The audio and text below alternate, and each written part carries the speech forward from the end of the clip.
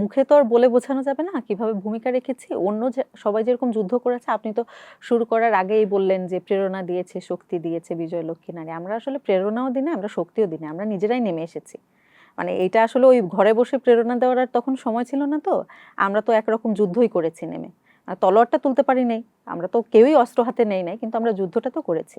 রাজাকার শব্দটা আসলে আমাদের কাছে খুব বেশি সমাদৃত না, কারণ আপনার দেশের সৃষ্টিলগ্নে যারা দেশের বিরোধিতা করেছে স্বাধীনতার, আপনাদের তাদের সাথে তুলনা করা হলে স্বাধীন বাংলাদেশের একজন নাগরিক হিসাবে এটা আমাদের আত্মমর্যাদায় খুব বাজেভাবে আঘাত করেছে। তো ওই আঘাতের প্রতিবাদ স্বরূপই আমরা বের হয়েছি।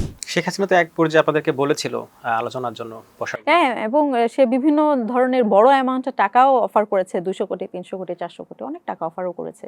4 তারিখেও আপনারা ভেবেছিলেন কিনা যে শেখ হাসিনা বিদায় নিবে? না, বিশ্বাস করেন 5 তারিখ সকালেও আমি ভাবি নাই। মূল্যায়ন তো এখনো নারী হিসাবেই পাচ্ছি। সহযোদ্ধা হিসেবে মূল্যায়নটা দিতে আসলে রাজনৈতিক দলগুলো চায় না। কেন চায় না জানি না। আমি তো দেশের একজন নাগরিক, আমারও যে ভোটাধিকার আছে আপনারও সেই ভোটাধিকার আছে। তো আমার ভোটাধিকার, আমি ভোট দেওয়ার সময় আমি ভোটটা দিয়ে আসবো, কিন্তু আমি দ্বিতীয় শ্রেণীর নাগরিক হিসেবে ট্রিটেড হব, এটা তো কেউ চায় না। জাতীয় সরকার হলে যেটা সবথেকে বেশি ক্ষতি হতো, যে গতানুগতিক রাজনীতি, যেটা রাজনৈতিক দলের মধ্যে, এটার পরিবর্তন হতো। এটা বিএনপির জন্য আমার মনে হয়েছে ক্ষতিকর হতো। ওরা যে পরিবারতান্ত্রিক রাজনীতির চর্চা করে, এটা মানে জাতীয় সরকারের আসলে ওই চেহারাটার সাথে যায় না। তারা তো এমনটা বলে যে প্রধান উপদেষ্টা এনসিপি খুবই ভালো শুভাকাঙ্ক্ষী। প্রধান উপদেষ্টার খুব কাছের উপদেষ্টা ছিলেন উনি, এখন বিএনপির ক্যাবিনেটে বসে বসে, মানে বিএনপির পাশে বসে সে এখনই করে, বিএনপির পররাষ্ট্রমন্ত্রী এখন। আপনাদের এবং যারা জামাতের আছেন, মানে একটা কমন অভিযোগ বিএনপির প্রতি যে তারা চাঁদাবাজি করে, কিন্তু আমরা তো জানি যে জামাত তারাও ইয়ানত নেয়, আপনারা হয়তো বিভিন্নভাবে নেন, মানে তারপরেও শুধুমাত্র অভিযোগটা কেন বিএনপির হয়? চাঁদাবাজি জিনিসটা মানে বিএনপি শিল্পের পর্যায়ে নিয়ে গেছে। না না না, অন্তর্বর্তীকালীন এটা এটা অন্তর্বর্তীকালীন সরকার আমাদের হলে তাহলে অন্তর্বর্তীকালীন সরকারের উপদেষ্টা কিভাবে এখন মন্ত্রী হয়, এবং খুবই গুরুত্বপূর্ণ মন্ত্রণালয়, পররাষ্ট্র মন্ত্রণালয়ে সে এখন মন্ত্রী। তো এটা খুবই বাজে কথা যে হচ্ছে এটা আমরা চালাতাম। আমরা যদি চালাবো তাহলে আমাদের কেন আন্দোলন করা লেগেছে আওয়ামী লীগ নিষিদ্ধ করার জন্য? যে আওয়ামী লীগ করে সে নিজেকে শিল্পী বলে, কিন্তু বয়ানটা আওয়ামী লীগের প্রচার করছে। শাওন নিজেকে শিল্পী বলছে, কিন্তু শাওন আওয়ামী লীগকে চায়। তানবিন সুইটি বলছেন যে আমি একজন অভিনেত্রী, কিন্তু আমি আওয়ামী লীগের, যে আওয়ামী লীগকে চাই। এবং জয় বাংলা জয় বস্কো বস্কু লিখেছেন, মানে উনি শিল্পী, উনি এআই দিয়ে বঙ্গবন্ধুকে বস্কো বস্কু লিখেছেন, ওনার বানানের সেন্সটাও নাই। উনি অভিনেত্রী, উনি আওয়ামী লীগের রাজনীতি করেন, কিন্তু উনি অভিনেত্রী। এই এই জিনিসগুলো অভ্যুত্থানের সময় হয়েছে। মানে তারা আওয়ামী লীগ করবে কিন্তু বলা যাবে না, বলা যাবে না। এবং অভ্যুত্থানের সময় এদেরকে কিন্তু লাই দেওয়া হয়েছে। মহিলা জামাত, এরপরে বিএনপির মহিলা দল বা আওয়ামী লীগের যে ছিল, মানে তাদের থেকে জাতীয় নারী শক্তি কোন দিক থেকে আলাদা? নারী শক্তি আসলে এরকম মানে নারী নেতৃত্ব তৈরি করতে যায় যারা পরবর্তীতে এনসিপির হয়তো সভাপতি হওয়ার স্বপ্ন দেখে, চেয়ারম্যান হওয়ার স্বপ্ন দেখে। নারী শক্তি এরকম রাজনীতিবিদ তৈরি করতে যায় যারা বিশ্বমঞ্চে বাংলাদেশকে রিপ্রেজেন্ট করবে। এখানে এনসিপির প্রতি একটা কমন অভিযোগ অনেকেই করেন যে এনসিপিতে যারা আছেন তাদের মধ্যে অবিশ্বাসটা বেশি, মানে পারস্পরিক, যে কে ডান কে বাম। তর্ক বিতর্ক হয়, তর্ক বিতর্ক হলে আমাদের যে সমস্যাটা এটা হচ্ছে এই তথ্যগুলো কিভাবে যেন বাইরে চলে যায়, কিন্তু এটা তো আসলে হওয়া উচিত না। কেউ গুপ্ত আছে কিনা এনসিপি? না, আমার মনে হয় কেউ গুপ্ত নাই, কিন্তু এটা কোনোরা থাকতেও পারে, কারণ এই কথাগুলো বাইরে চলে যায়।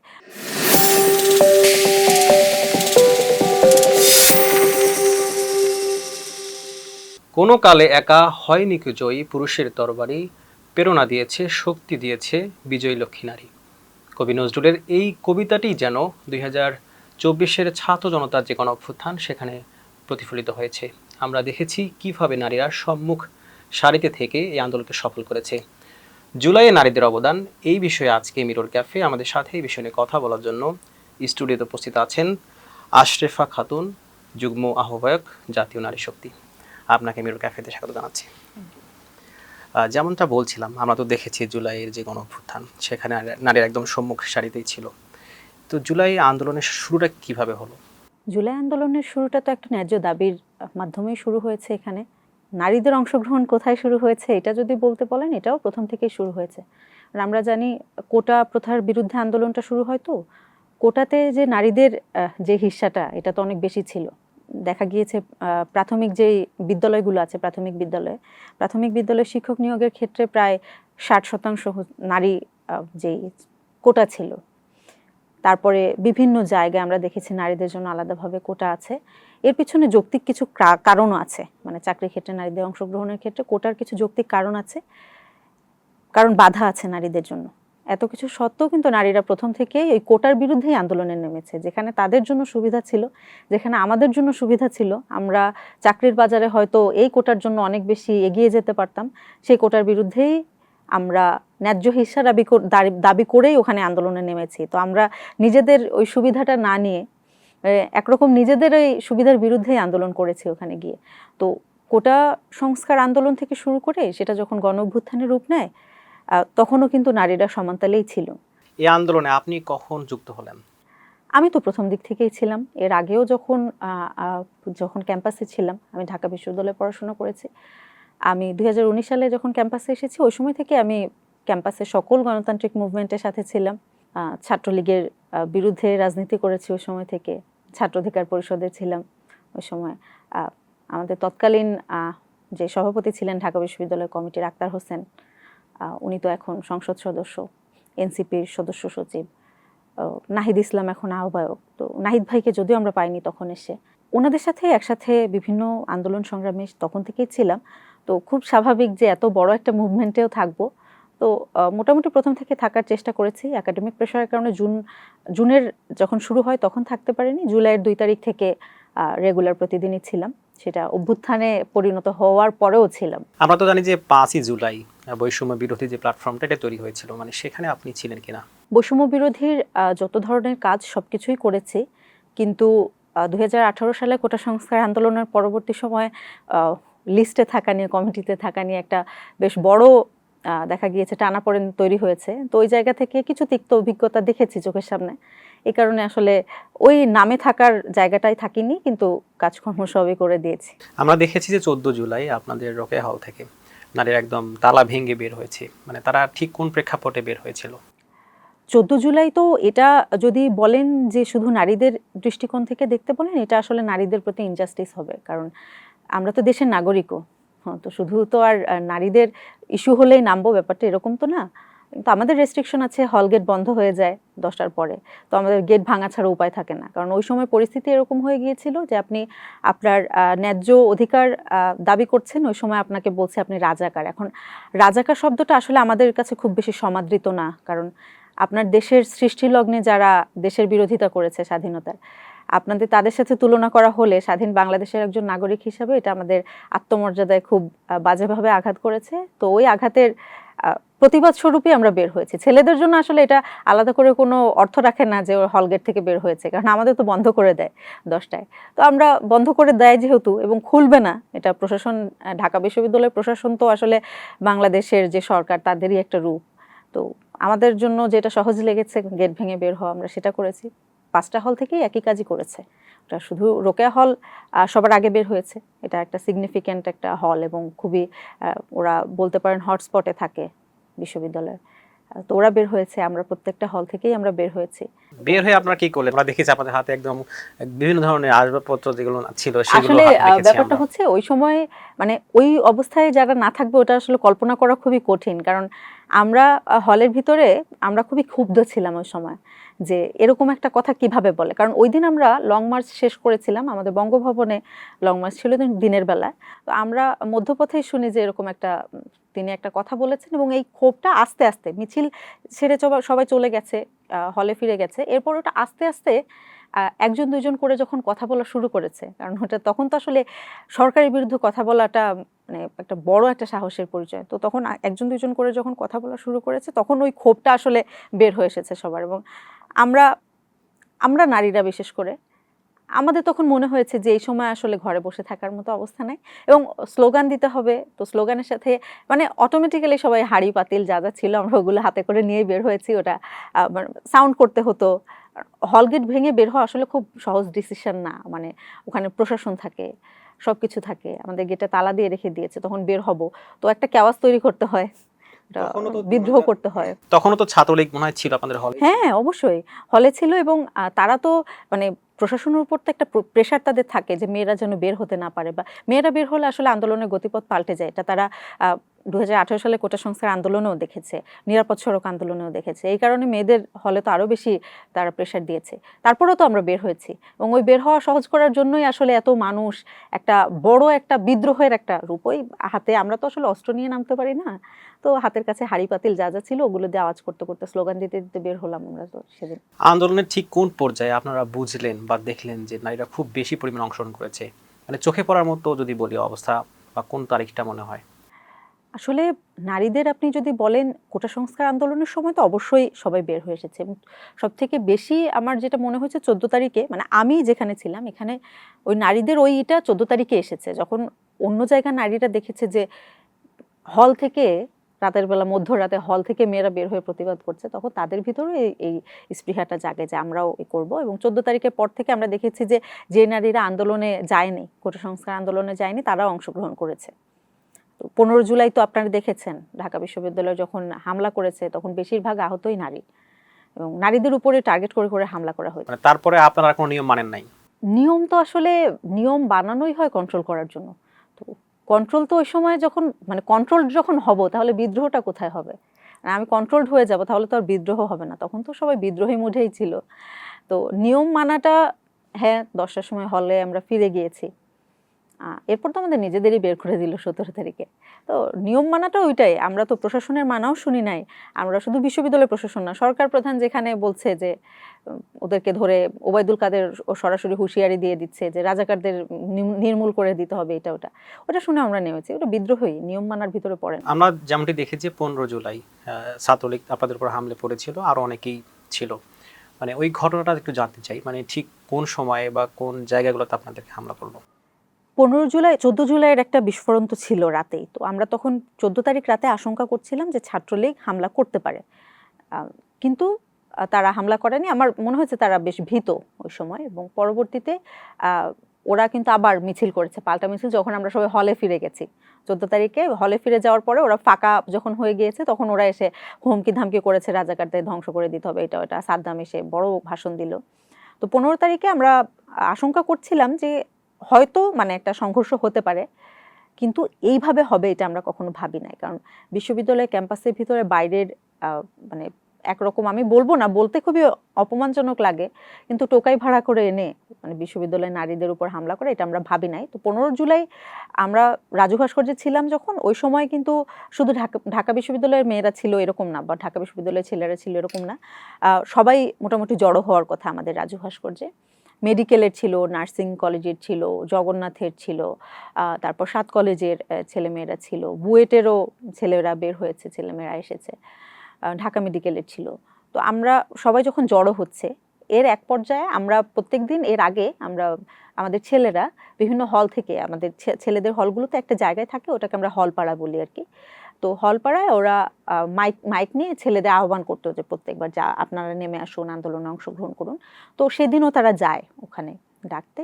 তো ডাকতে যাওয়ার পরে ওদের উপর হামলা শুরু হয় বিজয় একাত্তর হল থেকে, এবং ওই দিন সকালে বাস ভরে ভরে বাইরে থেকে ওই যে টোকাইদের আনা হয়েছে, মহসিন হলে বাস রাখা হয়েছে, এনে ওদেরকে বিভিন্ন জায়গায় করেছে, এবং ওরা প্রথমটা হামলা শুরু হয়েছে বিজয় একাত্তর হল থেকে। এরপরে যখন ওই আটকে পড়াদের উদ্ধার করতে গিয়েছে বাকিরা, তখন তাদের উপরে মানে সশস্ত্র হামলাই হয়। এই যে বিশ্ববিদ্যালয়ে বাস ঢুকলো, বাইরে থেকে অনেকে আসলো, মানে এখানে তো বিশ্ববিদ্যালয় প্রশাসন তাহলে জড়িত? বিশ্ববিদ্যালয় প্রশাসনকে আমরা সকাল থেকেই জানাচ্ছিলাম যে বাইরে থেকে এসেছে, এবং এটা কনসার্ন জানাচ্ছিলাম খুব। আমাদের মনে হচ্ছিল যে এটা আসলে কোনো কিছু একটা হতে যাচ্ছে। তো আমরা কনসার্ন জানাচ্ছিলাম বারবার করে। প্রক্টর তো কোনো ধরনের রেসপন্স করেনি, কেউই না। মানে তাদের এখানে এক ধরনের ছেড়ে দেওয়ার, যে আমরা এখানে কিছু করব না, আমাদের উপরেও প্রশাসন আছে ছাত্রলীগের। তো তারা ছাত্রলীগকে প্রশাসন মেনেই চুপ করেছিল, এবং কোনো ধরনের ব্যবস্থা তারা নেয়নি। তো অবশ্যই তারা এটার সাথে জড়িত ছিল, জড়িত না থাকার কিছু নেই। কারণ 16 তারিখে তো যখন হামলা যখনই হয়, সাউন্ড গ্রেনেড করেছে, 17 তারিখে ইভেন যখন গায়েবানা জানাজা হলো, ওই সময় তো আমাদের বিশ্ববিদ্যালয় যখন ভিসি সে তো সরাসরি করেছে, মানে যে গুলি করার ক্যাম্পাসের ভিতরে এটার পারমিশন দিয়েছে। তো সে অবশ্যই এখন বহিষ্কার না, সে এখন বিশ্ববিদ্যালয়ে আসতে পারে না। তো এটার পিছনে তো কারণ আছে। কত তারিখে আপনাদের ক্যাম্পাস পুরোপুরি বন্ধ হয়ে গেল? আমাদের ক্যাম্পাস বন্ধ করার ঘোষণা দিয়েছিল 17 তারিখ, বলেছিল যে 17 তারিখ সকালের ভিতরে হল ছেড়ে দিতে হবে, চলে যেতে হবে। কিন্তু আমরা টিকেছিলাম, কারণ 16 তারিখে যখন ছাত্রলীগ বের করে দেওয়া হয় তার মানে পরদিনই ওরা ভাবছিল যে আসলে শুরু হয়ে যায়, মানে তখন থেকে একটা অভ্যুত্থান শুরু হয়ে যাওয়ার মতো পরিস্থিতি তৈরি হয়ে গিয়েছিল 16 তারিখে। তো এটাকে কন্ট্রোল করার জন্য মেইনলি বিশ্ববিদ্যালয়টা বন্ধ করার নির্দেশ দেয়, বিজিবি নিয়ে আসে, ক্যাম্পাসের ভিতরে বিজিবি এনে আমাদের হলের সামনে প্রিজন ভ্যান রেখে দিয়েছে, বিজিবির যে হচ্ছে এক এক প্লাটুন এনে এনে দাঁড় করিয়ে দিয়েছে বিভিন্ন জায়গায়। 17 তারিখ সকালে ঘোষণা দিলেও আমরা এটা ডিনাই করেছি। গায়েবানা জানাজার পরপরই মেইনলি এটা মানে শক্তি প্রয়োগ করা শুরু হয় আর কি। আপনি বলছিলেন যে বিজিবি আনা হয়েছিল, মানে এর আগে যে কোনো ইভেন্টে আনা হয়েছিল বিজিবি? না, আমরা আসলে মানে আমি যতদিন এখানে ছিলাম, মানে ঢাকা বিশ্ববিদ্যালয়ে যতদিন ছিলাম 19 সাল থেকে, আমি কখনো আমার ক্যাম্পাসে বিজিবি দেখি নাই। আমি কখনো আমার ক্যাম্পাসে ইভেন আর্মিও দেখি নাই। আর পুলিশ মানে স্বাভাবিক নিয়মে ভিসির বাসার সামনে পাহারা দেয় বা বিভিন্ন পয়েন্টে পয়েন্টে নিরাপত্তার জন্য থাকে, কিন্তু আমি কখনো এই ধরনের বাহিনী দেখি নাই।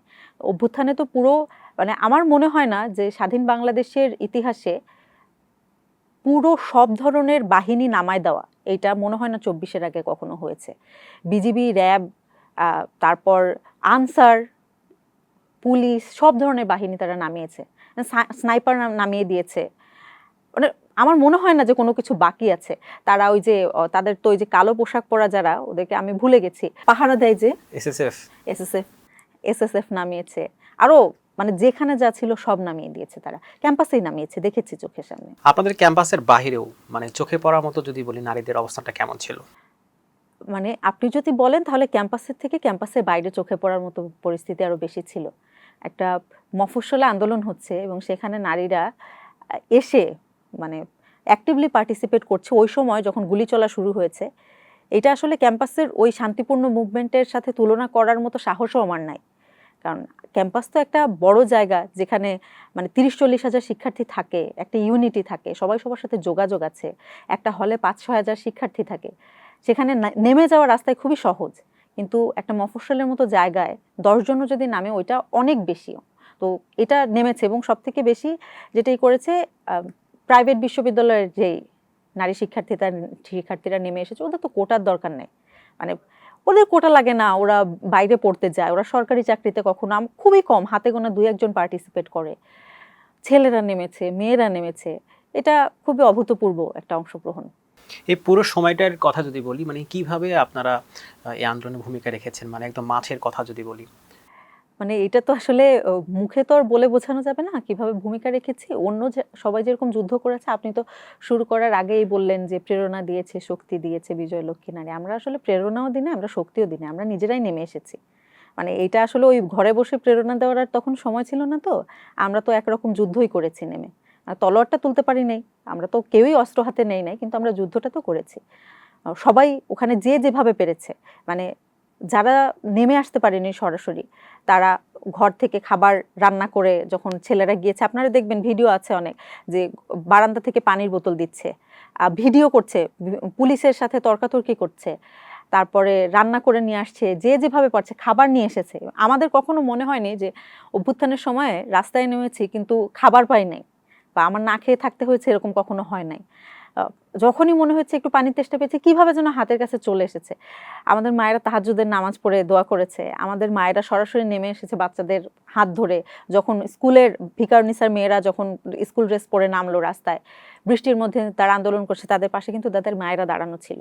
তো প্রত্যেকটা নারীরা প্রতিটা ফর্মে এখানে নেমে এসেছে, কখনো ঘরের ভিতর থেকে আমাদের জন্য দোয়া করেছে আমাদের মায়েরা, কখনো আমাদের জন্য রান্না করে এসেছে, কখনো নিজেরা রাস্তায় নেমে এসেছে, যেভাবে পারে, যে যেভাবে পারে সে সেভাবে সহায়তা করেছে। এবং আমরা দেখেছি যেখানে ছেলেরা যেতে পারতো না সেখানে আপনারা যেতেন। হ্যাঁ, অবশ্যই, কারণ আমাদের তো একটু মানে আপনি যেটাই বলেন, বাংলাদেশের বাস্তবতায় আসলে একটা মেয়ের উপর সন্দেহটা এখানে কম হয়, এবং আমরা এই কারণে পার্টিসিপেট করতে পেরেছি। দেখা গেছে যে এখানে ছেলেদের যাওয়া খুব মুশকিল, তো আমরা ওখানে যেতে পেরেছি। এবং ছেলে হলেই তো অনেক সময় পিটাতো ধরে। ওটা মানে তখন আপনি মানে যে রাস্তায় থাকে একটা লোক, তার বাড়ি ঘর নাই, সে রাস্তায় ঘুমায়, তাকেও পিটাইছে ওই সময় সন্দেহ করে। মেয়েদের জন্য এটা একটু হলেও একটু সহজ ছিল ওই সময়, যেভাবে পেরেছে। যে ইভেন যে মেডিকেলগুলোতে তথ্য সংগ্রহ করা, এগুলো রক্ত দেওয়া, মানে যেগুলোর জন্য আসলে রাস্তায় নামারই নাই, মেয়েদের তো রেস্ট্রিকশন থাকে পরিবার থেকে, তারপরেও তারা হচ্ছে এই কাজগুলো করেছে। যদি রাস্তায় নামতে না পারি তাহলে এগুলো করব। এই যে পুরো আন্দোলনটা মানে আপনারা কিভাবে সমন্বয় করতেন? দেখুন, এই আন্দোলন ঠিক না, এটা তো গণ অভ্যুত্থান। একটা গণ অভ্যুত্থান তখনই হয় যখন এটা জনগণের হয়। পুরো দেশের জনগণকে আসলে তখন সমন্বয় করার মতো পরিস্থিতি ছিল না, যে যেভাবে পেরেছে নেমেছে। বিশ্ববিদ্যালয় বন্ধ হয়ে যাওয়ার পরে যখন ইন্টারনেট বন্ধ হয়ে যায়, বিশেষ করে আমি যাত্রাবাড়ির ওদিকে ছিলাম ওই এলাকায়, আমি দেখেছি জুমার নামাজ পড়ে মসজিদের মাইকে ডেকে ওরা, মানে জুমার নামাজ ছাড়া তো তখন একত্র হওয়ার উপায় নাই, কারফিউ দিয়ে দিয়েছে, করেছে, ওরা জুমার নামাজ পড়ে একসাথে আন্দোলন করতে চলে গেছে। এটা সমন্বয় তখন নিজেরাই কিভাবে যেন, আমাদের ফোন নাম্বার কে কে পেয়ে যেত জানি না, অনেক মানুষ কল দিত, বা আমরা তখন যখন ইন্টারনেট ছিল না, আমরা মেসেজ, তখন তো করে দিল ইন্টারনেটের SMS এর তখন টাকা বাড়িয়ে দিল, যে এই কয়টা SMS কিন্তু অনেক অনেক বেশি এক্সপেন্স, তখন মানুষ রিচার্জ করে দিয়েছে ওই সময়। তো আমরা একজন, দেখা গেছে আমি একজনকে একটা মেসেজ দিলাম, ও আবার 10 জনকে ওই মেসেজটা ফরওয়ার্ড করলো। তো আমরা এটা করেছি, মানে আমরা আমাদের জায়গা থেকে করেছি, কিন্তু আমরা তো ক্ষুদ্র একটা কমিউনিটিকে রিচ করতে পেরেছি। বাংলাদেশের মানুষ নিজেরাই নেমে এসেছে, এটা সমন্বয়ের কিছুই নাই। আমাদের শুধু সমন্বয় করেছে আমাদের শহীদেরা, আমাদের সমন্বয় করেছে শহীদের রক্ত, আমাদের সমন্বয় করেছে আহত যে হয়েছে সে। আমরা তো দেখলাম যে একটা পর্যায়ে গিয়ে হচ্ছে যারা সমন্বয়ক ছিলেন, প্রধান সমন্বয়ক, তাদের 6 জনকে ডিবি পুলিশ তুলে নিয়ে গিয়েছিল। মানে তারপরে আপনাদের মনে হয়েছিল কিনা যে এখানে হয়তো থেমে যাবে? না, আপনি দেখবেন ওর পরে একটা আন্দোলনটা অভ্যুত্থানের দিকেই গেছে, যখন তাদের তুলে নিয়ে গেছে, এবং তখন তাদেরকে যখন জোর করে, ইভেন যখন ওদেরকে স্টেটমেন্ট দেওয়ানো হলো যে আন্দোলন বন্ধ করে দিতে হবে, তখন কিন্তু মানে আমাদের থিওরিও আমরা বের করেছি, মানে আমাদের মনে হয়েছে যে এটা ইম্পোজড। নাহিদ ভাই কেন লুঙ্গি পরে, তার পায়ের উপর কেন একটা পেপার দেওয়া থাকবে, কেন এদের চোখ মুখ এরকম কেন থাকবে, এরা এরকম, এদের এত ভীত দেখাচ্ছে কেন, আমরা সোশ্যাল মিডিয়া এটা প্রচার করেছি, এটা তো হবে না। এবং নাহিদ ভাইরা কিন্তু এটা নির্দেশনা দিয়ে গেছে যে আমাদের সাথে যে কোনো কিছু হতে পারে, এর পরবর্তীতে কিন্তু আন্দোলন চলবে, কারণ 16 তারিখে যখন আবু সাইদ গুলি খেয়ে মরে গেছে, এরপরে তো পিছনে ফেরার কোনো উপায় ছিল না। তো আমাদের কোনো সময় আসলে মনে হয় না যে আন্দোলনটা এখন থেমে যাবে, বরং ওদের দিয়ে যখন জোর করে স্টেটমেন্ট দেওয়ানো হয়েছে, তখন একটা আমাদের ভিতরে একটা স্লোগান তখন খুব জনপ্রিয় ছিল, যে এখন আমি সমন্বয়ক। মানে ওরা তো তখন বলছিল, ডিবি হারুন যখন করলো, তখন বলছিল যে না, সমন্বয়করা আন্দোলন প্রত্যাহার করে নিয়েছে। তখন আমরা ফেসবুকে তখন সমানে স্ট্যাটাস দিয়েছি সবাই, যে তুমি কে আমি কে, সমন্বয়ক সমন্বয়ক, আমরা না, আমরা বিকল্প। এবং বলেছে যে ওরা ওরা আন্দোলনের লিড দিচ্ছে না, এখন তো সমন্বয়ক সবাই। তখন সবাই বলেছে ঠিক আছে, এখন তো নাহিদ একা সমন্বয়ক না, এখন আমিও সমন্বয়ক। তখন সবাই বলেছে আমি সমন্বয়ক। এবং এরপর তো ঘোষণাও দিয়েছে রিফাত রশিদ, হান্নান মাসুদ এবং মাহিন, তারা তখন ঘোষণা দিল যে আন্দোলন চলবে, আন্দোলন এখানে থামবে না। এরপর তো 9 দফা এসেছে। তো আমরা তখন আন্দোলন, মানে দেখা গিয়েছে যে যদি এরকম ছিল, যদি রিফাত রশিদরা ওরাও যদি গ্রেফতার হয়ে যায়, তখন আরো কেউ না কেউ দাঁড়িয়ে যেত ওই সময়, আন্দোলন মানে ওটা থামার কোনো উপায় ছিল না। শেখ হাসিনা তো এক পর্যায়ে আপনাদেরকে বলেছিল আলোচনার জন্য বসার। হ্যাঁ, এবং সে বিভিন্ন ধরনের বড় অ্যামাউন্টের টাকাও অফার করেছে, 200 কোটি 300 কোটি 400 কোটি, অনেক টাকা অফারও করেছে। এই টাকাগুলো কে পেত? এই টাকাগুলো কে পেত মানে যাদেরকে জোর করে বসিয়েছে তাদেরই হয়তো অফার করেছে, কিন্তু তারা তো আসলে নিত না। এবং আপনি দেখবেন, মানে তাদের যখন ধরে নিয়ে গেছে ডিবি অফিসে, তারা কিন্তু ওখানে অনশন করেছে, এবং শেখ হাসিনা তখনই বুঝে গেছে যে আসলে আলোচনার উপায় নেই। তো আলোচনাটা কারোর সাথেই হতো না, হওয়ার কোনো পথ ছিল না। আমরা দেখলাম যে প্রোফাইল লাল করা যে ব্যাপারটা, এটা কবে ঘটেছিল? প্রোফাইল লাল করা তো 30 তারিখেই, মানে আমি যদি ভুল না করি তাহলে 30 তারিখে এটা শুরু হয়। আমাদের একটা কর্মসূচি হওয়ার কথা ছিল ওই সময়, তো সামহাও ওই কর্মসূচিটা ওই দিন হয়নি। তখন একটা ঘোষণা আসে যে মানে লাল প্রোফাইল করা না, আমাদের তখন এটা কর্মসূচিটা এরকম ছিল যে লাল কাপড় দিয়ে, এটা একটা প্রতিবাদ স্বরূপ আমরা মুখে আর চোখে লাল কাপড় বাঁধ। তখন তো আমাদের আসলে লুকিয়ে বেড়াতে হয়েছে, তো সবার পক্ষে লাল কাপড় জোগাড় করাও সম্ভব না।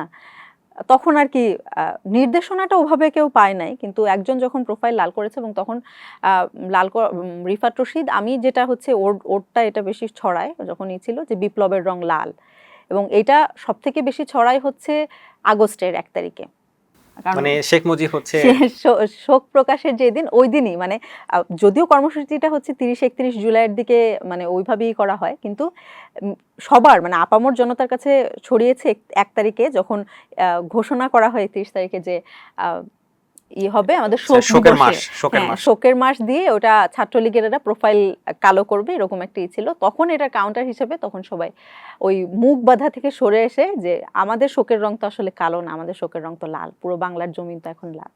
তো ওই জায়গা থেকে আসলে লাল করা। তারপরে এক দফার ঘোষণা কবে আসলো? এক দফার ঘোষণা তো 16 তারিখেই হয়ে যাওয়ার কথা যখন গুলি চলেছে। তো ওইটার প্রেক্ষাপট তো রচনা অনেক আগেই হয়ে গেছিল। কিন্তু একটা অভ্যুত্থানকে পুরো জনতার কাছে নিয়ে যেতে তো যে সময়টা লাগে, ওই সময়টা আস্তে আস্তে 3 তারিখ হয়ে গেল আর কি। তো 3 তারিখই তো ঘোষণা হলো। এবং 2 তারিখে এক ধরনের হচ্ছে শুনেছি 2 তারিখে অনেককে প্রেশারাইজ করা হয়েছে যে যেন না হয়, খুঁজে বের করে গুলি করে ক্রস ফায়ার দেওয়া হবে, এগুলো অনেক ধরনেরই কথাবার্তা বলেছে।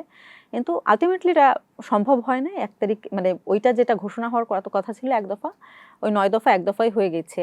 তখন আস্তে আস্তে মানে অফিসিয়াল ঘোষণাটা 3 তারিখেই তো হলো। এটা তো 4 তারিখেও আপনারা ভেবেছিলেন কিনা যে শেখ হাসিনা বিদায় নিবে? না, বিশ্বাস করেন 5 তারিখ সকালেও আমি ভাবি নাই। মানে অন্তত আমরা যারা 4 তারিখে আমি শাহবাগে যখন আসি, শাহবাগে এসে আমার কারো চেহারা দেখে মনে হয় নাই যে সে ভাবছে যে শেখ হাসিনা কালকে চলে যাবে। কারণ আমাদের অনেকগুলো কর্মসূচি ছিল। নারী সমাবেশ করার কথা ছিল, শ্রমিক সমাবেশ করার কথা ছিল, সাংস্কৃতিক যারা কর্মী আছেন তাদের সমাবেশ করার কথা ছিল। আমরা আস্তে আস্তে সব কমিউনিটিকে রিচ করতে চাচ্ছিলাম, সমন্বয় করতে চাচ্ছিলাম। এর মধ্যে 3 তারিখ 1 দফা ঘোষণার পরেই মোটামুটি আসলে এগুলো আর করার মতো কোনো স্কোপ নাই, কারণ সবাই সমন্বিত হয়ে গেছে। তখন আর কোনো দেখি নাই। 4 তারিখে যখন কারফিউ দিয়ে দেয়, 4 তারিখ তো বিকালে করে দিল যে 6টায় বন্ধ করে দিতে হবে। তো আমাদের যে লং মার্চ টু ঢাকা ওইটা ঘোষণা করার কথা ছিল 6 তারিখে। 6 তারিখে ওইটা যখন 4 তারিখে কারফিউ দিয়ে দেয়, কারফিউ দেওয়ার পরে ওইটা ডিসিশন হয় যে ওইটা আর 6 তারিখে হওয়ার কোনো উপায় নাই, এটা 5 তারিখে আগামীকালই হতে হবে। এবং 4 তারিখে আমরা 6টায় কারফিউ দেওয়ার কথা, আমরা 6:30 পর্যন্ত শাহবাগে ছিলাম। শাহবাগ ছেড়ে তারপরে আমরা চলে গেলাম। এরপরে অফিসিয়াল ঘোষণা আসলো, আসিফ মাহমুদ এবং সার্জিস আলম তো স্ট্যাটাস দিল এবং আসিফ মাহমুদের ওই ভিডিওটা আসলো যে লং মার্চ মানে পরশু নয় আগামীকাল। লং মার্চের একদম পুরো যদি অবস্থাটা বলি, মানে একদম রাত থেকে আমরা সে সময় দেখেছি বিভিন্ন জেলা থেকে লোকজন আসছিল। ঠিক মানে কোন সময়টাতে পুরো ঢাকা শহর একদম কাভার হয়ে গিয়েছিল? আমরা তো ভোর রাত থেকে মানে ওই সময় তো যমুনা নিউজ বাদে আসলে অন্য কেউ নিউজ কভার করছিল না। তো আমরা অথেন্টিক সোর্সও পাচ্ছিলাম না। বিভিন্ন ভিডিও দেখছি যে যাত্রাবাড়ির একটা জায়গায় 3 লাখ মানুষ জড়ো হয়ে গেছে, তারপরে নরসিংদী থেকে রওনা হয়েছে, এরকম এরকম দেখছি, কিন্তু অথেন্টিক যে নিউজটা এটা পাচ্ছিলাম না ওই সময়। কিন্তু কিছু মানে আমরা যেটা মানে রিলায়েবল সোর্স থেকে যেটা জানতে পারছিলাম, মানুষ ট্রাকে করে, ট্রলিতে করে, ভ্যানে করে, রিকশায় করে করে ঢাকায় ঢুকছে। 5 তারিখ সকালেও গুলি চলেছে। শহীদ মিনারে আমাদের জড়ো হওয়ার কথা ছিল, তো শহীদ মিনারে 5 তারিখ সকালে লাশ পড়েছে। এবং চানখারপুলে তো হিউজ একটা সংঘর্ষ হয়েছে। ওই যে একটা পুলিশ সদস্যর যে হলো যে রাস্তায় দাঁড়িয়ে গুলি করছে সশস্ত্র পুলিশের, তো ওদের হচ্ছে ওই যে ভিডিওটা ওটা কিন্তু 5 তারিখ সকালে। 5 তারিখ সকালে শহীদ মিনারে 2 জন মানুষ মারা গেছে। চানখারপুলে 5 জন না 6 জন যেন ওই সময় মানে সকালেই গুলি খেয়ে মারা গেছে। যাত্রাবাড়িতে যখন তারা রওনা হয়েছে ওই সময় গোলাগুলির আমরা খবর পেয়েছি। কিন্তু একটা সময় গিয়ে মানে আমি জানি না কেন মানুষ তো মরতেই নামছিল, মানে আমরা সবাই ভাবছিলাম যে আমরা 5 তারিখে মরে যাব। তো ওই লাস্ট যখন দমানো যায়নি, তখন আমার মানে স্পষ্টভাবে মনে আছে সকাল 10টার দিকে ইন্টারনেট একসময় বন্ধ করে দিল না মাঝখানে। 5 তারিখেও সকালে একবার ইন্টারনেট বন্ধ করে দিয়েছিল। যমুনা টিভির অফ করে দিয়েছিল, ব্রডকাস্ট অফ করে দিয়েছিল সকালবেলা। তো আমরা ভেবেছিলাম হাসিনা বুঝি আর যাবে না, মানে যখন যমুনার ব্রডকাস্ট অফ করে দিয়েছিল তখন আর আমরা জানতে পারছিলাম না। কিন্তু এরপরে প্রায় 1.5 ঘন্টা পরে সকাল 10টা বা 11টার দিকে তখন আমাকে একজন কল দেয়, বলল যে উত্তরা থেকে প্রায় 1 লাখ মানুষের মতো একটা মিছিল যাচ্ছে, আমি আধা ঘন্টা ধরে দাঁড়িয়ে আছি, এখনো মিছিল শেষ হয়নি। মানে আপনি ওই মোমেন্টটা কল্পনা করতে পারবেন না যে আপনি বসে বসে কাঁদছেন, বের হওয়ার উপায় নাই, বাসার সামনে আর্মির টহল গাড়ি দাঁড়িয়ে আছে, আমি যেখানে ছিলাম। 2-3 বার গিয়ে ফিরে আসছি, দারোয়ানরা বারবার বলতেছে আপু আপনারা নামবেন না, আমরা তো পতাকা বেঁধে আছি, যে আজকে তো মরতেই হবে, আমরা জানি না হাসিনা চলে যাবে, আজকে গণভবনে যেতে হবে এবং ওকে তাড়াতে হবে, মানে ওকে মারতে, ওকে তো তাড়ানো না, মানে ওই যে শ্রীলঙ্কায় দেখেন যে পিটার ছিল, আমরা কিন্তু 4 তারিখ রাতে ওটা শেয়ার দিচ্ছিলাম যে আগামীকাল এটাই হবে। তো আমাদেরও ইচ্ছা ছিল যে শেখ হাসিনা তো আসলে ও তো বলে যে ও তো পালাবে না কখনো, তো এরকমই কিছু একটা হবে।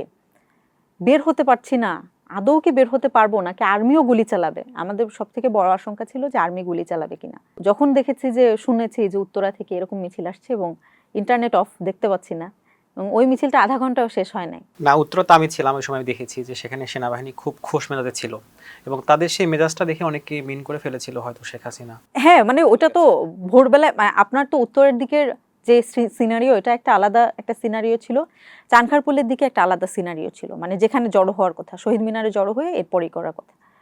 মানে আমাদের এদিকে তো শহীদ মিনারে জড়ো হওয়ার কথা ছিল। সকালবেলা যখন লাশ পড়ে গেছে ৫ তারিখে, তখনও মানে একটা আশঙ্কা তো ছিল, শেখ হাসিনা যাবে না, মানে যাবে না জানি না, কিন্তু লাশ পড়বে অনেক, মানে রক্ত। আমাদের মনে হচ্ছিল যে আসলে এই যে যত সহজ এখন মনে হচ্ছে না যে ৫ তারিখটা অনেক সহজ হয়ে গেছে, এটা কিন্তু সকালেও ভাবা যায়নি। মনে হয়েছে আর্মি গুলি চালাবে।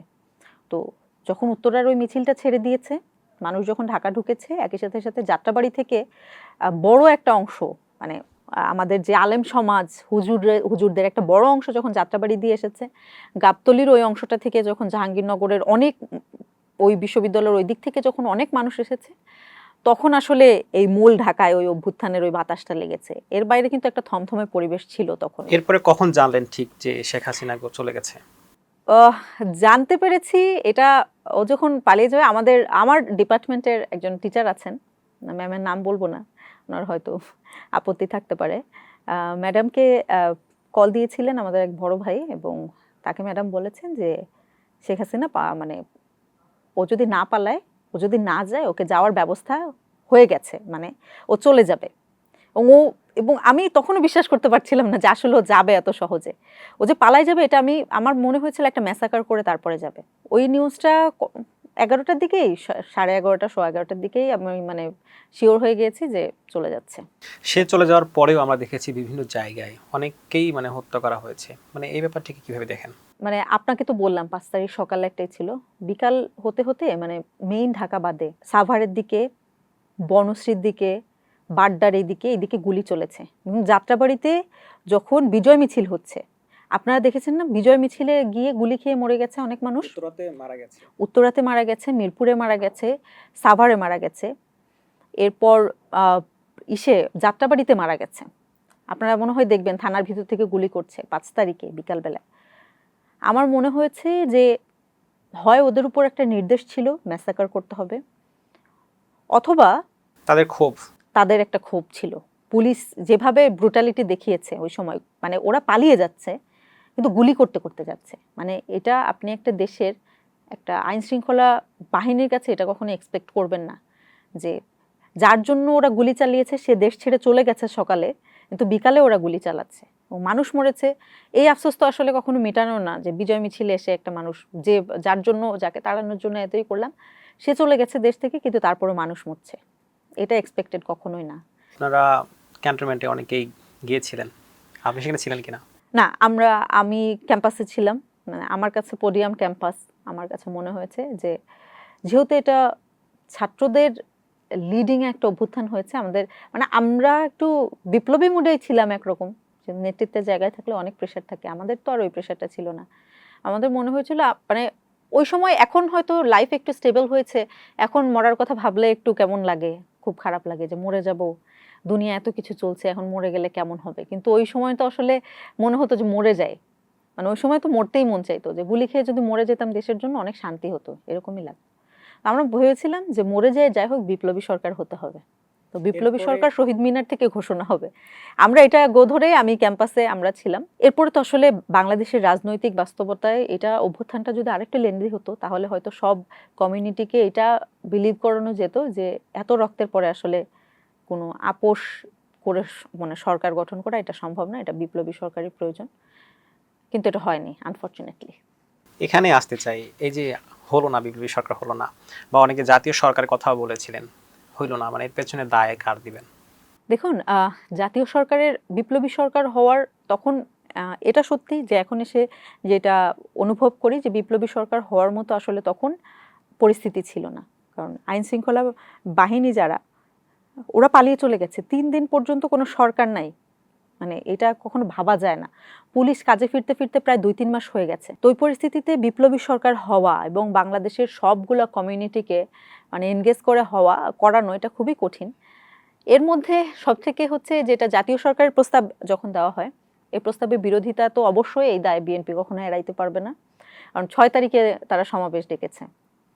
তারা কি চাইতো মানে এটা এত বেশি আনফরচুনেট যে আপনি দেখবেন যে তখন তারা সমাবেশ ডেকে যে নির্বাচন, মানে তাদের আমরা চেয়েছি অভ্যুত্থান, আমরা চেয়েছি বিপ্লব, তারা চেয়েছে শেখ হাসিনার অধীনে একটা সুষ্ঠু নির্বাচন।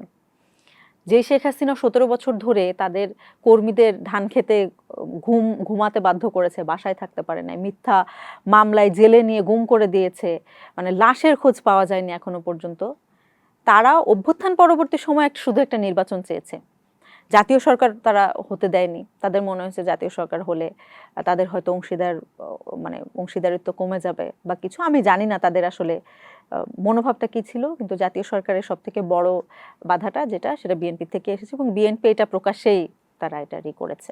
তারা চেয়েছে অন্তর্বর্তীকালীন সরকারের অধীনে 3 মাসের মধ্যে একটা নির্বাচন, এটা 6 তারিখেই তারা চেয়েছে। আপনার মনে হয় কিনা যে সেই সময় জাতীয় সরকার হলে মানে আমাদের যে পূর্বের যে রাজনীতি সেটিও কিছুটা চেঞ্জ হতো? এ কারণে যারা এখানে এস্টাবলিশড ম্যান হিসেবে আছে, আমলারা বা অন্যান্য রাজনীতিবিদরা আছে, তারা আসলে চায়নি ব্যাপারটা। আমলাদের পক্ষ থেকে তো সব থেকে বড় যে আপনি যে প্রশাসনিক সংস্কারটা দেখবেন যে কিছুই হয় না, এটা হয়নি একমাত্র আমলাদের কারণে। কারণ 17 বছরে যাদেরকে সুবিধা দিয়ে দিয়ে এত বড় বড় আমলা বানানো হয়েছে, তারা তো আসলে কখনো চাইবে না যে কোনো কিছু হোক। এবং সেই সাথে সাথে আমাদের রাজনৈতিক যে সদিচ্ছা, এটাও তো ছিল না বড় বড় রাজনৈতিক দলের। তারা তখন বিএনপি, জামাত তখন বড় রাজনৈতিক দল, আওয়ামী লীগের তো আসলে তখন আর অস্তিত্ব নাই। তখন জাতীয় সরকার যদি গঠিত হতো তাহলে হতো যে রাজনৈতিক যে সংস্কৃতি সেটার একটা পরিবর্তন হতো। আমলারা এখনো দেখবেন যে সাউন্ডের মতো মানুষরা মানে এখনো প্রকাশ্যে এসে এই ধরনের কথা বলে, একটা ম্যাসাকারকে তারা অস্বীকার করে, একটা অভ্যুত্থানকে তারা অস্বীকার করে এবং মক করে, বিভিন্ন জায়গায় হামলা করে।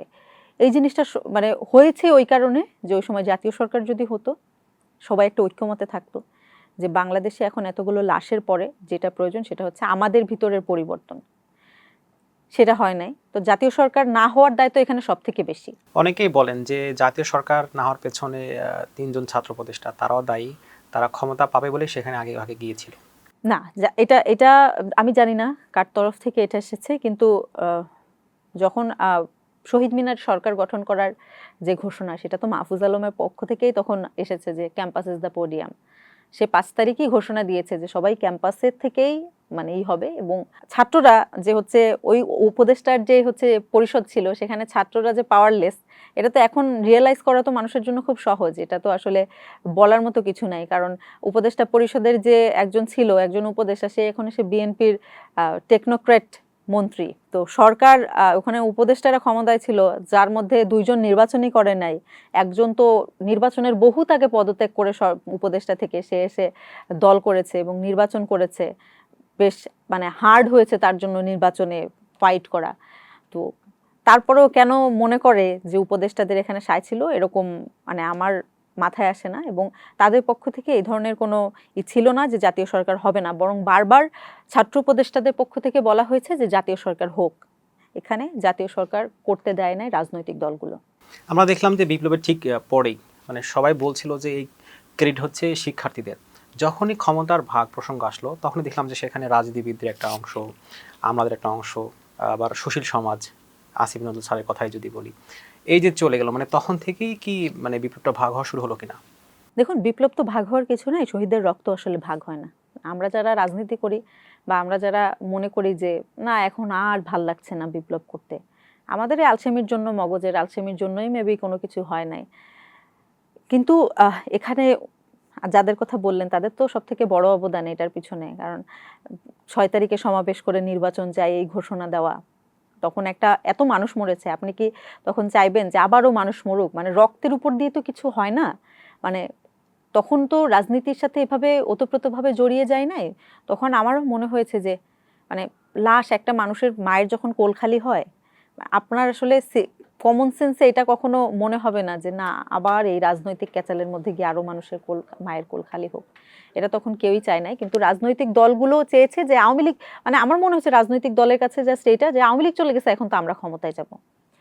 কিন্তু এটা যে ক্ষমতায় যাওয়ার জন্য 1400 মানুষ মরে নাই, এটা কারো মনে হয় নাই। আর সেই সাথে সাথে আসিফ নজরুল স্যার 5 তারিখে ওনারা বঙ্গভবনের দিকেও গিয়েছেন, ওনারা ক্যান্টনমেন্টে গিয়েছেন এবং উনি সাথে করে 2 জন ভুয়া সমন্বয়ক নিয়ে গিয়েছেন। উনি বলেছেন যে 2 জন শিক্ষার্থী নিয়ে গিয়েছেন এবং তাদেরকে সমন্বয়ক হিসেবে পরিচয় করিয়ে দিয়েছেন। মানে অ্যাবসলিউটলি ননসেন্স। উনি ওখানে গিয়েছেন এবং ওনার এটা মানে যখন ওনার মতো সম্মুখ সারির একজন ফাইটার যখন গিয়ে এই ধরনের কথা বলেন, মানুষের তো মানে মানুষ তো বিশ্বাসও করবে। ওনারা গিয়েছেন ক্যান্টনমেন্টে, ছাত্ররা যারা লিড দিয়েছে তারা গিয়েছে চ্যানেল 24-এ।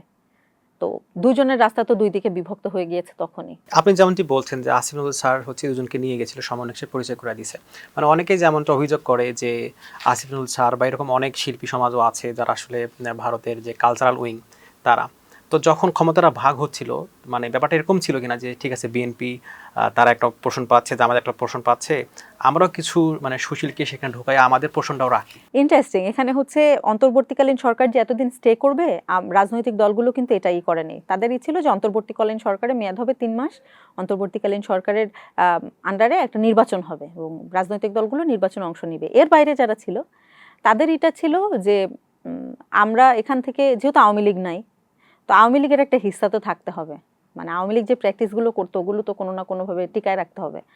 সিম্প্যাথি উৎপাদন করা শুরু হয়েছে, দেখবেন যে যখন আমরা বলেছি ইন্ডেমনিটি দিতে হবে, যারা অভ্যুত্থানে যারা অংশগ্রহণ করেছে এদেরকে আপনি বলবেন যে এরা সন্ত্রাসী, এবং সন্ত্রাসী বলে বলে এদেরকে ক্রিমিনালাইজ করবেন, এটা করা যাবে না। আমাদের সুশীল উপদেষ্টাদের পক্ষ থেকে কিন্তু এই ধরনের এসেছে যে তারা চায় না, এগুলো করতে চায় না। বিভিন্ন যখন মামলা টামলার ব্যাপারেও গড়িমসি দেখেছি, মানে আইন উপদেষ্টা তখন মানে গালিও তো কম খান নাই উনি এই কাজের জন্য। মানে আমার আসলে খুঁটে খুঁটে বের করা এখন খুব কষ্ট হয়ে যাবে উনি যা যা করেছেন। এরকম আরও আমরা যখন কালচারাল উইংয়ের যে কথাটা বললেন, আমরা বলেছিলাম যে যে আওয়ামী লীগ করে সে নিজেকে শিল্পী বলে, কিন্তু বয়ানটা আওয়ামী লীগের প্রচার করছে। শাওন নিজেকে শিল্পী বলছে, কিন্তু শাওন আওয়ামী লীগকে চায়। তানবিন সুইটি বলছেন যে আমি একজন অভিনেত্রী, কিন্তু আমি আওয়ামী লীগের যে আমি আওয়ামী লীগকে চাই। এবং জয় বাংলা জয় বস্ক বস্কু লিখেছেন, মানে উনি শিল্পী, উনি এআই দিয়ে বঙ্গবন্ধুকে বস্ক বস্কু লিখেছেন, ওনার বানানের সেন্সটাও নাই। উনি অভিনেত্রী, উনি আওয়ামী লীগের রাজনীতি করেন, কিন্তু উনি অভিনেত্রী। এই জিনিসগুলো অভ্যুত্থানের সময় হয়েছে, মানে তারা আওয়ামী লীগ করবে কিন্তু বলা যাবে না। এবং অভ্যুত্থানের সময় এদেরকে কিন্তু লাই দেওয়া হয়েছে, যারা তখন প্রকাশ্যে এসে বলেছে যে জুলাই ওই শুরু হয়েছে লাল বদর বলা, যখন অভ্যুত্থানের সামনের সারির নারীদের মানে জঘন্যভাবে হেনস্থা করেছে। এমন কোনো নারী নাই যে হেনস্থার শিকার হয় নাই, তখনও এদের পক্ষ থেকে কোনো ব্যবস্থা নেওয়া হয় নাই। এরা দেশের মধ্যে থেকে এরা নারীদের হেনস্থা করেছে। এরা ইভেন আপনাদের যদি মনে থাকার কথা, আগস্ট মাসেই একজন স্বেচ্ছাসেবক দলের একটা লোককে গোপালগঞ্জে মেরে ফেলে আওয়ামী লীগ, হামলা করে অভ্যুত্থানের পরে মেরে ফেলছে। কোনো কিছু, ইভেন আওয়ামী লীগকে ব্যান করার জন্য আন্দোলন করতে হয়েছে। তো এটা ডিনাই করার উপায় নাই যে হ্যাঁ এখানে একদল সুবিধাবাদী এসেছে, তারা ওই রাজনীতিটা করতে চেয়েছে যেটা আওয়ামী লীগ করতো। এবং দেখবেন যে আওয়ামী লীগ ব্যান করতে না, তাদেরকে রাজনীতি করতে দিতে হবে যারা, এবং তারা খুবই হচ্ছে হাস্যকরভাবে তারা হিটলারকে খুব ঘৃণা করেন, কারণ হিটলার হচ্ছে ইহুদিদের মেরেছেন। হিটলার ওই নাজিবাদী, তারা বারবার নাজি শব্দটা খুবই করেন, কনসেন্ট্রেশন ক্যাম্পের উদাহরণ দেন। বাংলাদেশে কনসেন্ট্রেশন ক্যাম্প ছিল না, আয়নাঘর ছিল। আয়নাঘরও তারা উদ্বোধন করতে দিবে না। আয়নাঘরের একটা অংশ তো আপনারা জানেন যে আয়নাঘর উদ্বোধন করতে যাওয়ার আগে ওখান থেকে বোমা উদ্ধার করা হয়েছে। গুম কমিশন নিয়ে এখনও তালবাহানা চলছে। মানবাধিকার কমিশন নিয়ে বিভিন্ন ঝামেলা চলছে। তারপর আওয়ামী লীগ ব্যান্ড হয়ে গেছে, এখনও আমাদের মিডিয়াগুলো মানে মেইন স্ট্রিম মিডিয়াগুলো এরা এখনও বলে যে আওয়ামী লীগের একটা যারা নিষিদ্ধ তাদের কার্যক্রম প্রচার করাও নিষিদ্ধ এবং এটা একটা ক্রিমিনাল অফেন্স। তারপরেও মিডিয়াগুলো প্রচার করছে, তাদের কিন্তু কেউ কিছু বলছে না। না আপনারা সে সময় চাইলে পারতেন কিনা সংস্কার করতে? অন্তর্বর্তীকালীন সরকারটা তো আপনাদেরই ছিল। না অন্তর্বর্তীকালীন এটা অন্তর্বর্তীকালীন সরকার আমাদের হলে তাহলে অন্তর্বর্তীকালীন সরকারের উপদেষ্টা কিভাবে এখন মন্ত্রী হয়, এবং খুবই গুরুত্বপূর্ণ মন্ত্রণালয়, পররাষ্ট্র মন্ত্রণালয়ে সে এখন মন্ত্রী। তো এটা খুবই বাজে কথা যে হচ্ছে এরা আমরা চালাতাম। আমরা যদি চালাবো তাহলে আমাদের কেন আন্দোলন করা লেগেছে আওয়ামী লীগ নিষিদ্ধ করার জন্য? আমাদের উপর হামলা হয়েছে, বারবার আমাদের উপরে হামলা হয়েছে। আমাদের নেতাকর্মীদের এখন পিটায় সব জায়গায়, মানে ছাত্রদল এখন হচ্ছে ওই ধরনের আচরণ করে, হামলা করছে বিভিন্ন জায়গায়। ছাত্রদল আপনি যে দেখবেন আওয়ামী লীগের যেখান থেকে চাঁদা তুলতো, মানে আপনি মানে ক্ষমতায় হচ্ছে এনসিপির ছাত্র উপদেষ্টারা যারা আছে তারা এনসিপির, কিন্তু চাঁদাবাজি করছে সব গিয়ে ছাত্রদলের। এরা যেখানে হচ্ছে প্রশাসনের সব কর্মকর্তা বসাচ্ছে ছাত্রদল, বিএনপি এরা সবই করেছে। তো এটা খুবই মানে আমি জানি না এই ধরনের কথা এখনো বলে মানে এতই আমাদের ক্ষমতা, জাতীয় সরকার গঠন করার আহ্বান জানানো হয়েছে, ওইটাও হয়নি। নির্বাচন তাদের মতো তাদের নির্বাচন হয়েছে, নির্বাচন হওয়ার পরে এখন সবকিছু বিএনপি করছে। বিএনপি উপদেষ্টা পরিষদের যার বিরুদ্ধে বিএনপির লোকজন আন্দোলনও করেছে যে তার বাসা সামনে গিয়ে ঘেরাও দিতে হবে। জাতীয় সরকারটা যদি হইতো তাহলে মানে কি কি পরিবর্তন হতো, যে পরিবর্তন আসলে বিএনপির জন্য ক্ষতিকর? জাতীয় সরকার হলে যেটা সব থেকে বেশি ক্ষতি হতো, যে গতানুগতিক রাজনীতি, যেটা রাজনৈতিক দলের মধ্যে, এটার পরিবর্তন হতো। এটা বিএনপির জন্য আমার মনে হয়েছে ক্ষতিকর হতো। ওরা যে পরিবারতান্ত্রিক রাজনীতির চর্চা করে, এটা মানে জাতীয় সরকারের আসলে ওই চেহারাটার সাথে যায় না। এবং সেই সাথে সাথে এই যে চাঁদাবাজির, আমি যে বললাম যে আগে যারা এখানে আওয়ামী লীগের লোকজন চাঁদাবাজি করতো, এখন ওখানে বিএনপির লোকজন গিয়ে ওই স্পটগুলোতে চাঁদাবাজি করে। এটা তো আসলে সম্ভব ছিল না। তো ওরা তো মানে অ্যাবসোলুট যে পাওয়ারটা আমাদের দেশের এরা সরকার গঠন করার পরে ওনারা মনে করেন যে ওনাদের হাতে একটা অ্যাবসোলুট পাওয়ার আছে। তো অ্যাবসোলুট পাওয়ারটা আসলে কে হারাতে চায়? জাতীয় সরকার হলে এত বিশৃঙ্খলা হতো না, রাজনৈতিক যে শূন্যতা এটা হতো না, এখন যে ঘোলাটে একটা পরিস্থিতি এটা হতো না। আওয়ামী লীগের যে ফিরে আসার রাস্তাটা এনারা তৈরি করছেন, টকশোতে এসে গিয়ে নীলুফার চৌধুরী মনি এখনো বলেন, বিএনপির একজন এমপি তিনি বলেন যে জুলাই ডিজাইনড, তিনি বলেন যে কে কার সাথে আন্দোলন করেছে কেউ কাউকে চেনে না।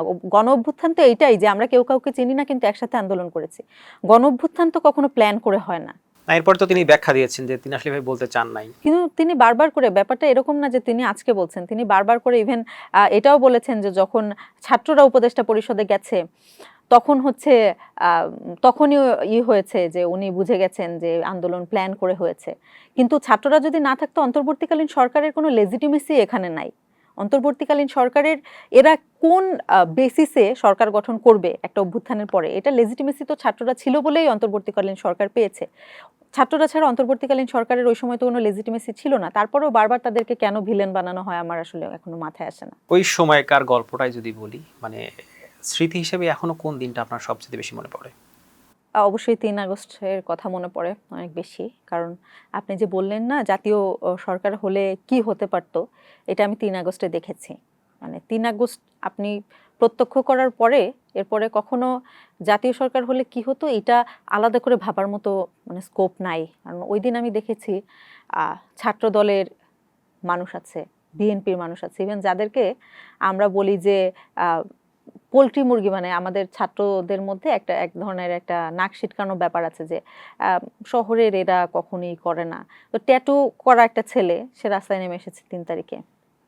৩ তারিখে কন্টেন্ট ক্রিয়েটর যারা তারা এসেছে, ৩ তারিখে অভিনেত্রীরা এসেছে, 3 তারিখে অভিনেতারা এসেছে, শিক্ষক এসেছে, সবাই এক প্ল্যাটফর্মে দাঁড়ানো। তাদের মধ্যে রাজনৈতিক কোনো ভেদাভেদ নাই।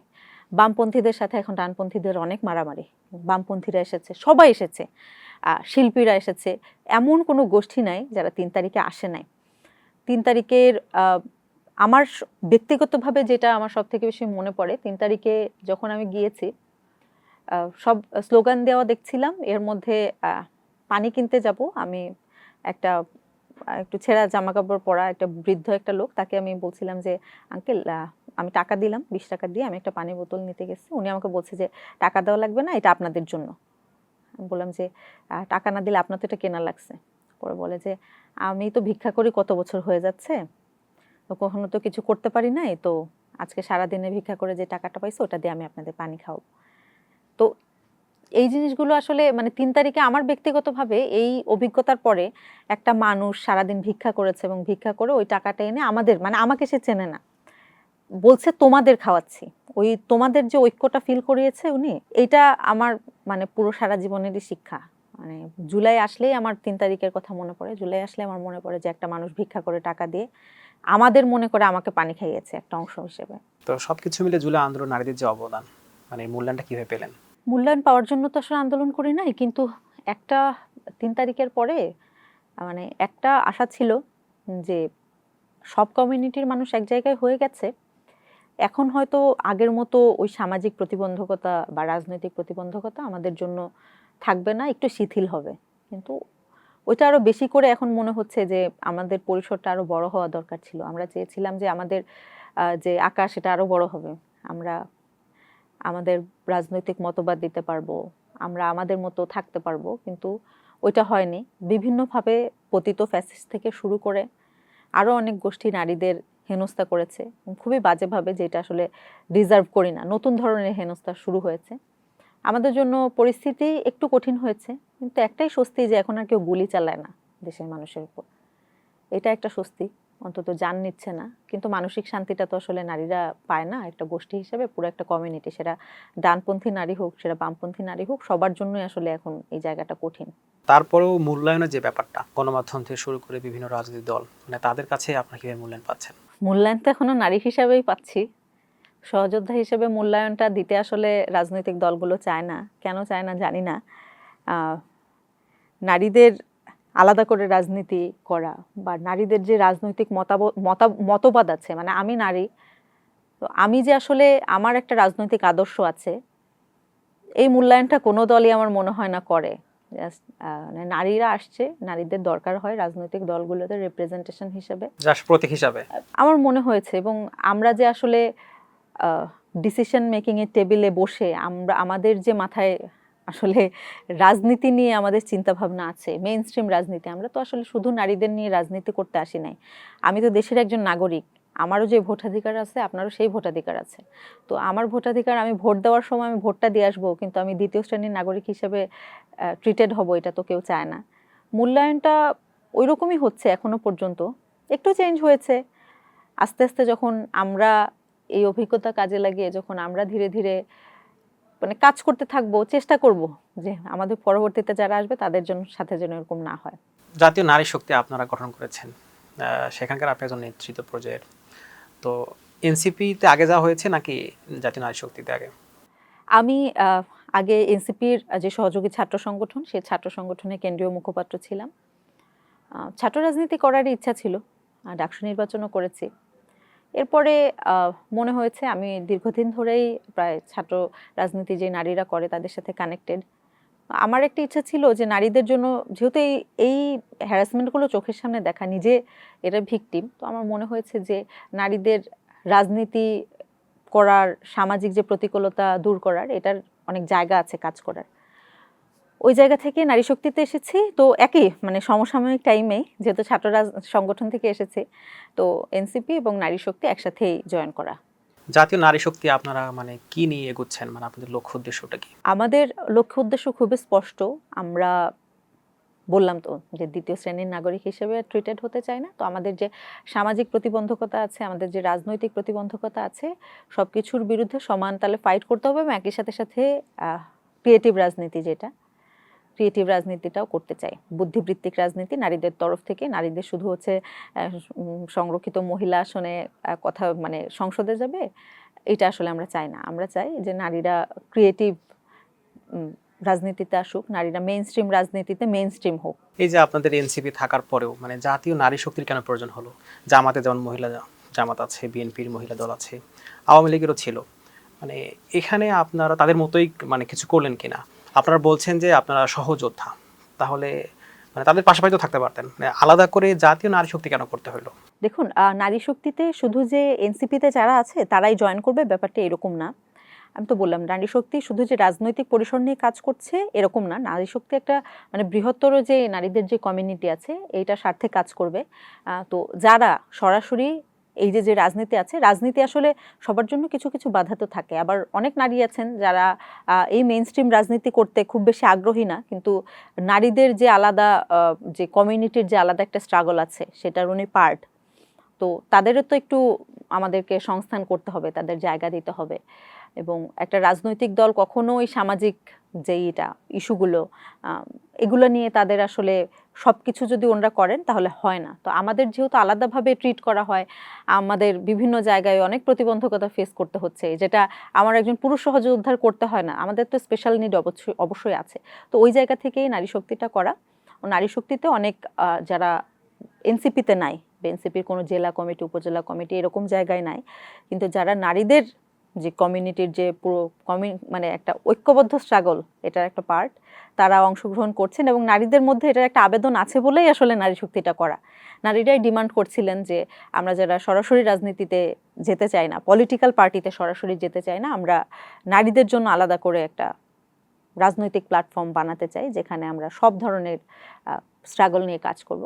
তো তাদের ডিমান্ডের জন্যই আসলে নারী শক্তিটা করা। তাহলে এখানে এনসিপি কে ছাড়া জাতীয় নারী শক্তি অন্য কাউকে সার্ভ করতে পারবে? এনসিপিকে দেখুন, নারী শক্তি প্রতিষ্ঠিত হওয়ার পরে এখনো পর্যন্ত মানে এনসিপিকে সার্ভ করে এরকম কিছু নারী শক্তির তরফ থেকে আসে নাই। নারী শক্তি অবশ্যই এনসিপির সহযোগী সংগঠন। এনসিপির যে রাজনৈতিক যে বড় বড় মুভমেন্ট থাকবে, নারী শক্তি অবশ্যই সেখানে অংশগ্রহণ করবে, অ্যাক্টিভলি পার্টিসিপেট করবে। এর বাইরেও নারী শক্তি আলাদা করে নিজেদের মতো করে স্বতন্ত্র যে কাজ, স্বতন্ত্র যে রাজনীতি সেটা দাঁড় করাবে। মহিলা জামাত, এরপরে বিএনপির মহিলা দল বা আওয়ামী লীগের যে ছিল, মানে তাদের থেকে জাতীয় নারী শক্তি কোন দিক থেকে আলাদা?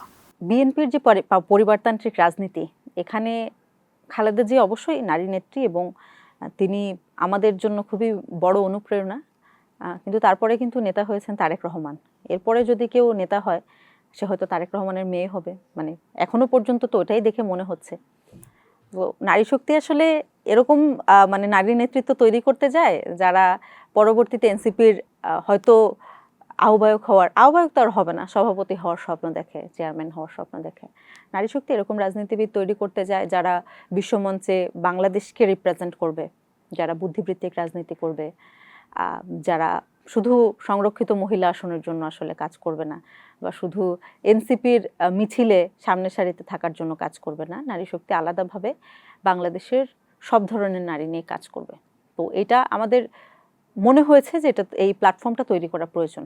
এটা আলাদাভাবে আমাদের মতবাদ আছে। এনসিপির যদি কখনো কোনো ডিসিশন আমাদের অপছন্দ হয়, আমরা এখানে পাবলিকলি স্ট্যান্ড নেওয়ার আমাদের মানে ওই ক্যাপাবিলিটি নারী শক্তির আছে, এবং এটাতে আমার মনে হয় না এনসিপিরও কোনো আপত্তি আছে, কারণ আমাদের লক্ষ্যই এটা যে নারীদের জন্য আলাদা রাজনৈতিক প্ল্যাটফর্ম এবং নারীদের জন্য এক ধরনের সুযোগ তৈরি করা। আমরা যদি রাজনৈতিক সংস্কৃতি দেখি, এনসিপির একই রকমভাবে জাতীয় নারী শক্তির আহ্বায়ক হয়ে এনসিপির একদম মূল আহ্বায়ক হবে, মানে এটা কি সম্ভব? অবশ্যই সম্ভব। আমাদের রাজনীতি তো আলাদা এই জায়গায়, কারণ আমাদের আহ্বায়কও সবসময় বলেন যে আজকে আমি আছি, 2 বছর পরে যখন অন্য কেউ, মানে আমাদের পার্টিরই অন্য কেউ আমার জায়গায় আসবে, আমাদের আহ্বায়ক আমাদেরও বলেন যে আপনারা সবসময় এটা, মানে আপনাদের লক্ষ্য এটা হওয়া উচিত যে যে জায়গায় আমি আছি আগামীতে এই জায়গায় আপনি আসবেন। তো এইটা আসলে আমার মনে হয় অসম্ভব কিছুই না, কিন্তু আহ্বায়ক তো আসলে এটা তো আলংকারিক পদ না, এটার তো ক্যাপাবিলিটি তৈরি করতে হয়।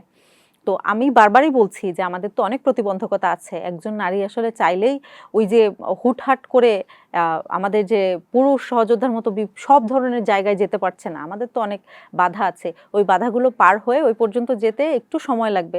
কিন্তু নারী শক্তির আহ্বায়ক যে কখনো পার্টির আহ্বায়ক হতে পারবে না, এটা কখনো এনসিপিতে হবে না। যদি তার ক্যাপাবিলিটি থাকে সে অবশ্যই হবে।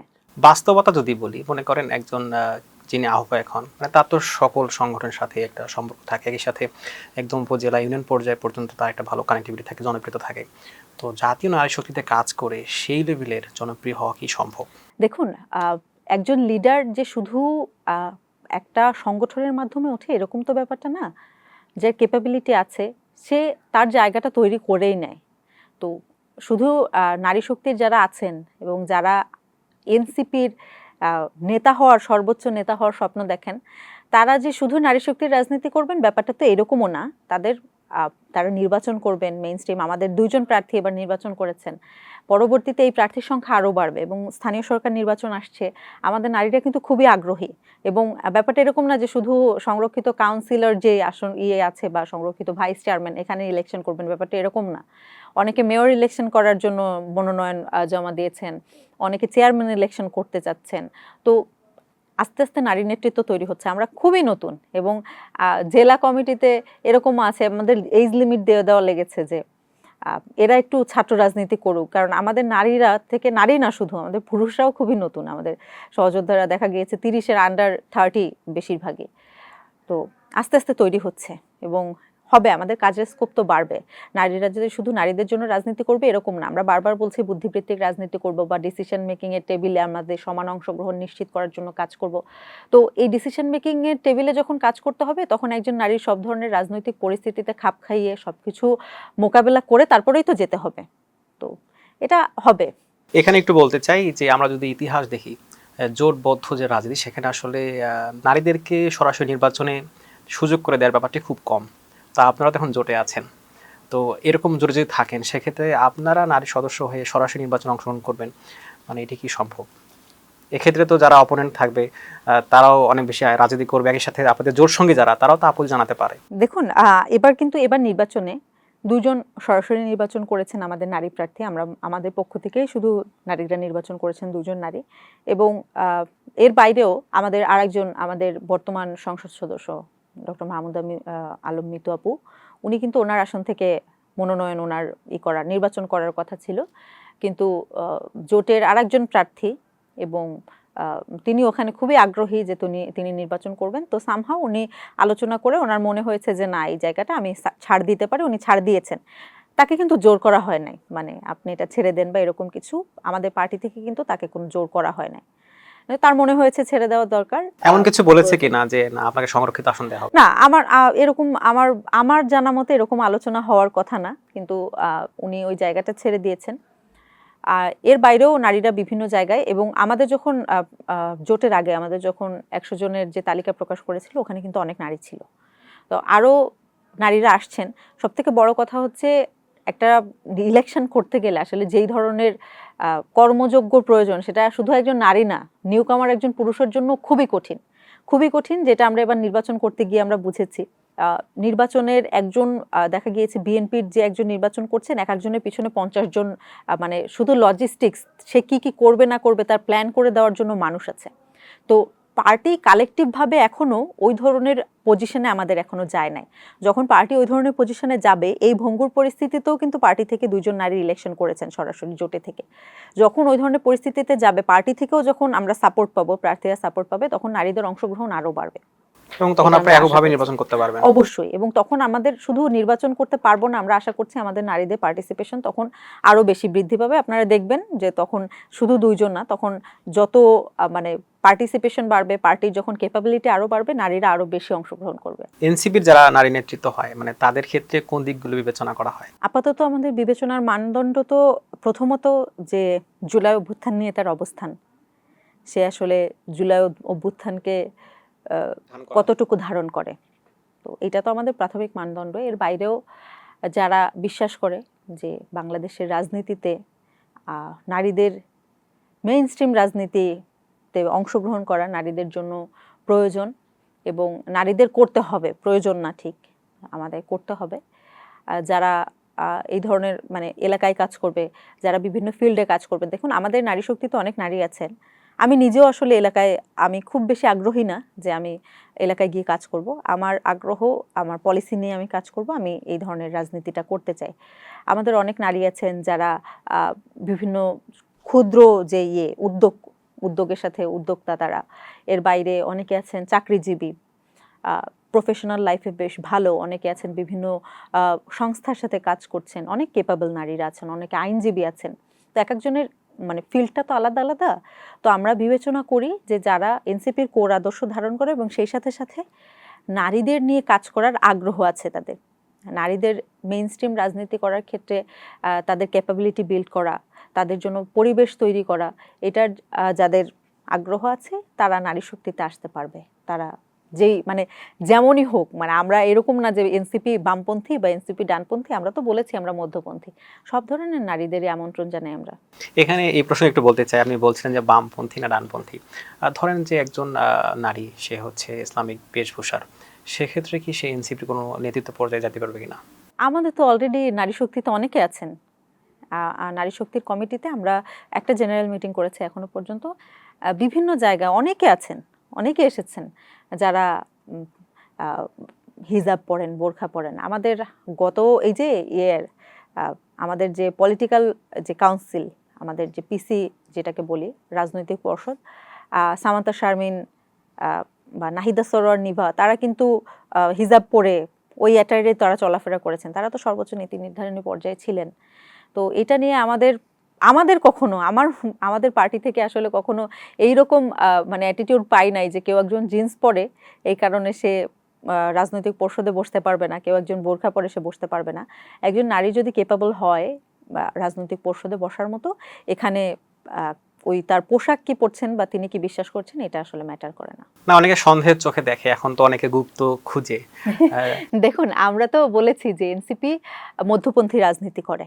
এখন আপনি এখানে এসে যদি অন্য আমরা বলছি মনে করেন মানে একটা খুবই যেটা পপুলার ডিবেট এনসিপিকে নিয়ে যে এনসিপি মুক্তিযুদ্ধকে কিভাবে কোন চোখে দেখে।